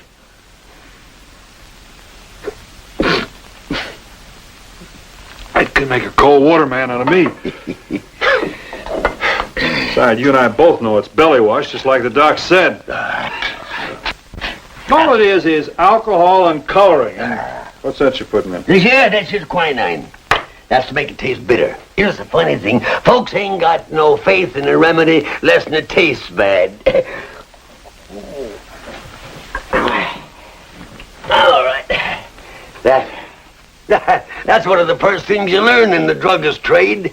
Next, you're going to tell me that you used to be a druggist. Sure I was. Had my own store back in Illinois, right on the main street, right in the middle of town. Was doing the fine business. Had a good reputation myself, too. And suddenly, you make a mistake.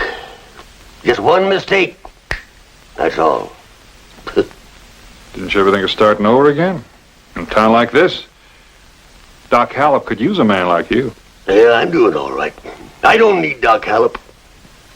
Maybe he needs you. The other folks needs me more. Oh, come now, Doc. You know and I know that you are a fake. Fake? What are you talking about, fake? You got any idea how many folks this here stuff helps? Folks that think they're sick and they ain't, this here makes them feel fine. Then there's folks that doctors give up for lost. This here stuff gives them hope.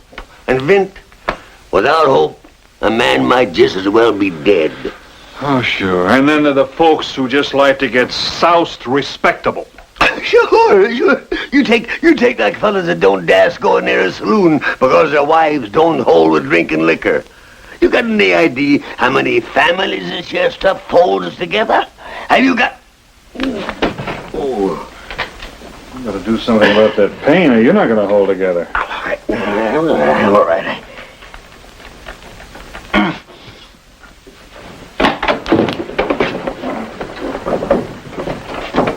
Expecting someone, Doc? You never know. Won't say I was expecting you after the way I cussed you out. You're glad you dropped in. Vint, I'm sorry I had to tie into you. Nothing personal. No harm taken. It just surprised me to see you with that old goat. Oh, you mean the doc? Don't call him that in this office. Faker, charlatan, liar, cheat, call him anything you want, but don't call him doctor. All right, Doc. I won't call the doc. Sorry. Nothing to joke about. Man's dangerous. I'd sooner see smallpox in town. It's good to see you all in one piece. How do you do it, Vin? Oh, I manage. Of course, once in a while I run into some trouble. Say, Doctor, what does it mean if you got a pain down low about here?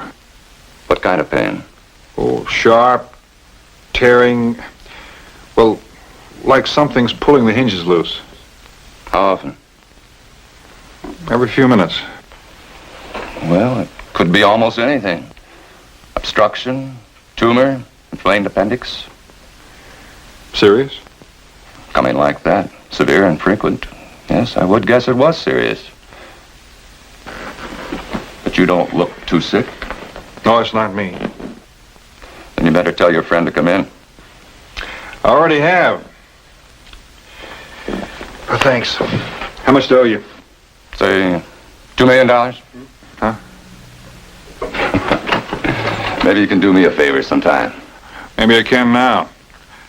I just came from the saloon. You mean Hode? Yeah, he's mad, real mad.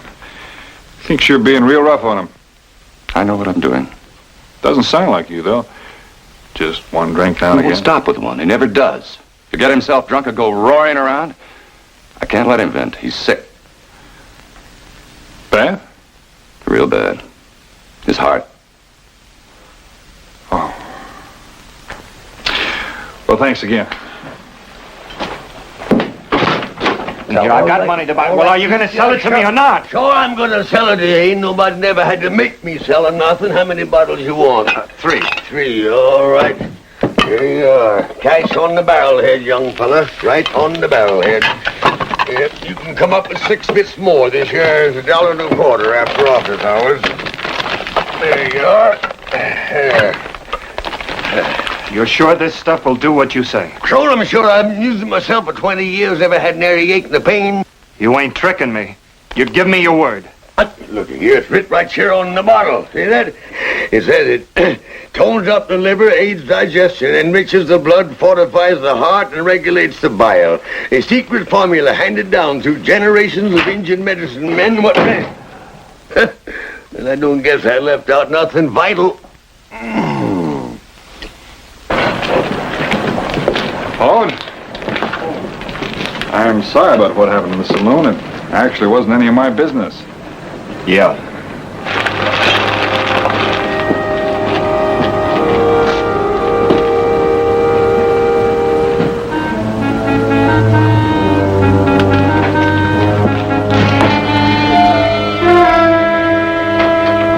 Oh, hello, Vin. Has Hode Emery been here? Oh, Hode Emery? You know who I mean, the fellow in the crowd that the doc straightened out. Has he been here? Well, let me see now. Did you sell him anything? Huh? Well, you know, now that you mentioned Look, it... answer me. What? Did you sell him any of that hogwash of yours? And if so, how many bottles? I only sold him 3 bottles. I didn't cheat him or nothing. I just charged him the regular price. What's all the fuss about? He's liable to get himself drunk. Well, he's a grown man, ain't he? He's sick. If he gets drunk, he might die. If he dies, you're in trouble.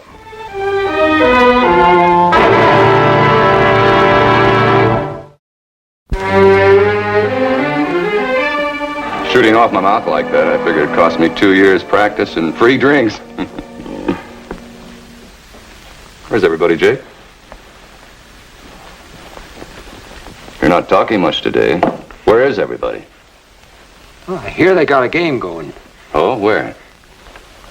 Hode Emery's store. Is Hode playing? Well, is he? Doc, he's mean. Now, you stay clear of him.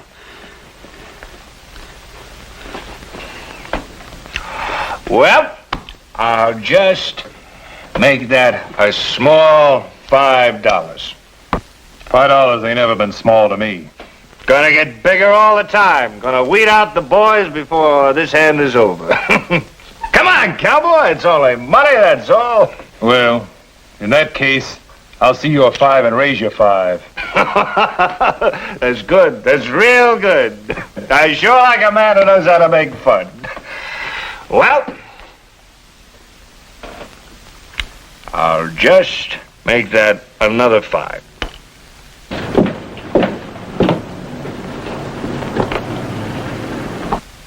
We'll have them run for the tall grass. I'll see you while I can.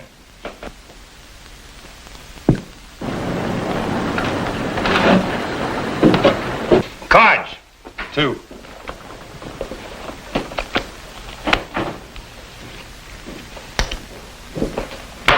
You ain't taking none? No need to take when you got. Cowboy, I'm going to show you cards that medicine fella don't even know about. Hello, Bonner. Hi, Hode. Can I see you a moment? I'd like to look at one of your saddles. Can't help you now. I'm closed for business. Open for pleasure, though. You're welcome to join. No, thanks. Anybody got the rheumatism? I got a Doc Hallop. They're scared. Yeah, well, they're smart. If you were, you wouldn't be drinking that stuff. Why not? I'm feeling fine. Ain't felt this good in months. Nothing wrong with me. Doc Hallop says there is. Doc Hallop is wrong. Look, Hode. Bonner, I ain't drunk enough to draw against you. Nor sober enough either. Wouldn't matter. I wouldn't stand a chance. But guns ain't the only way to settle things. We'd be pretty near even with our fists. Hey, tell me you're a pretty big man, Bonner. Want to prove it? I can't fight you, Hode. Then leave me be. Stay out of my business.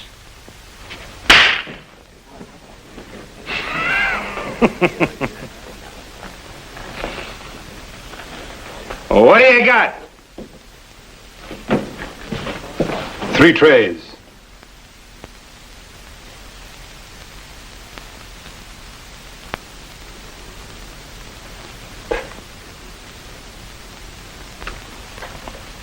What do you know? My little tray stand up. Aces over 8s. Dead man's hand.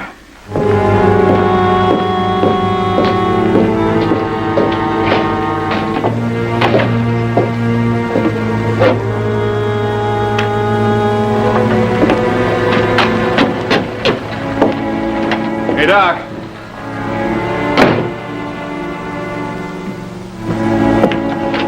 Doc?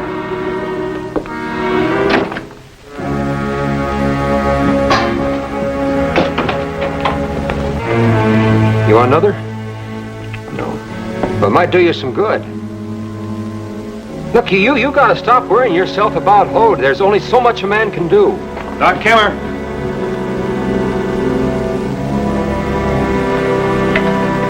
He'll kill you, Doc, without even thinking twice. I'm telling you, you stay away from that store. Here, let me give you another little drink. Here.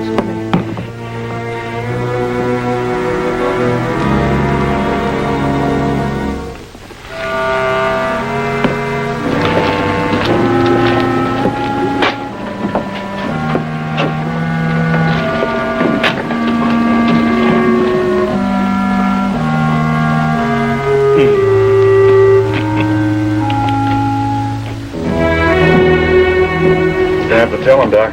I'll bet I can't. You've got to. It's an emergency. He could kill himself.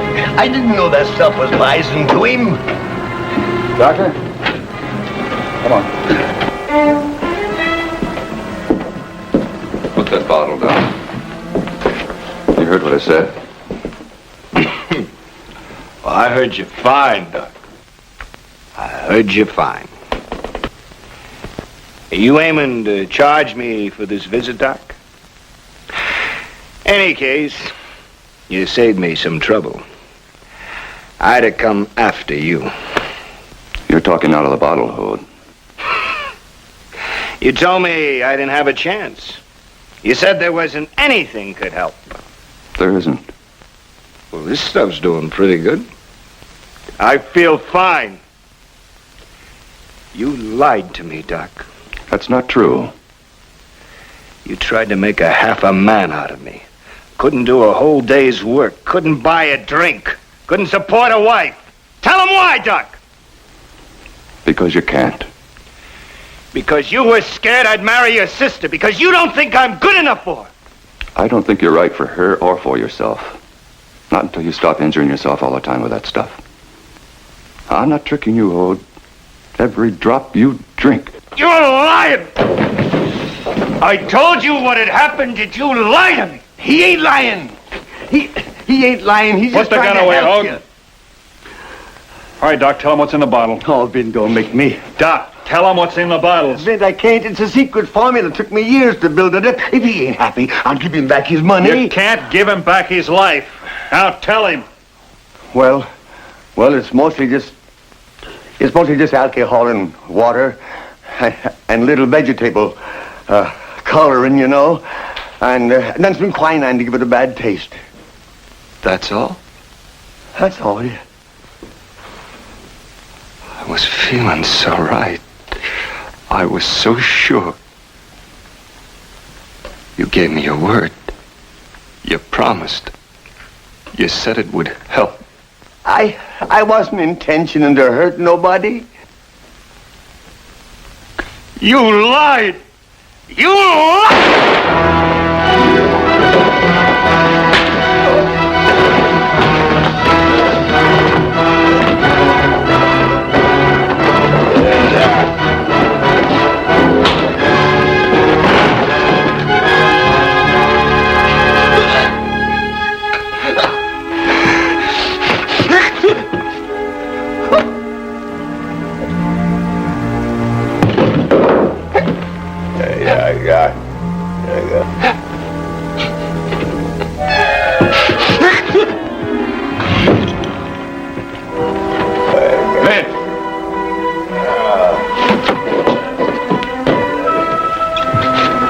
Will he all right? I don't know. Can't tell you. Hey, boys, give him a hand.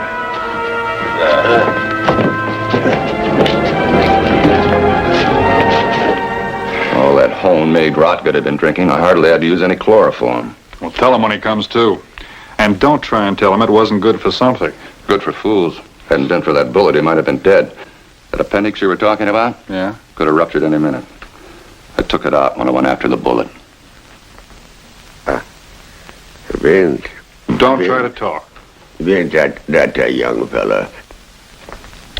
He didn't mean no harm to nobody. He was just scared, that's all.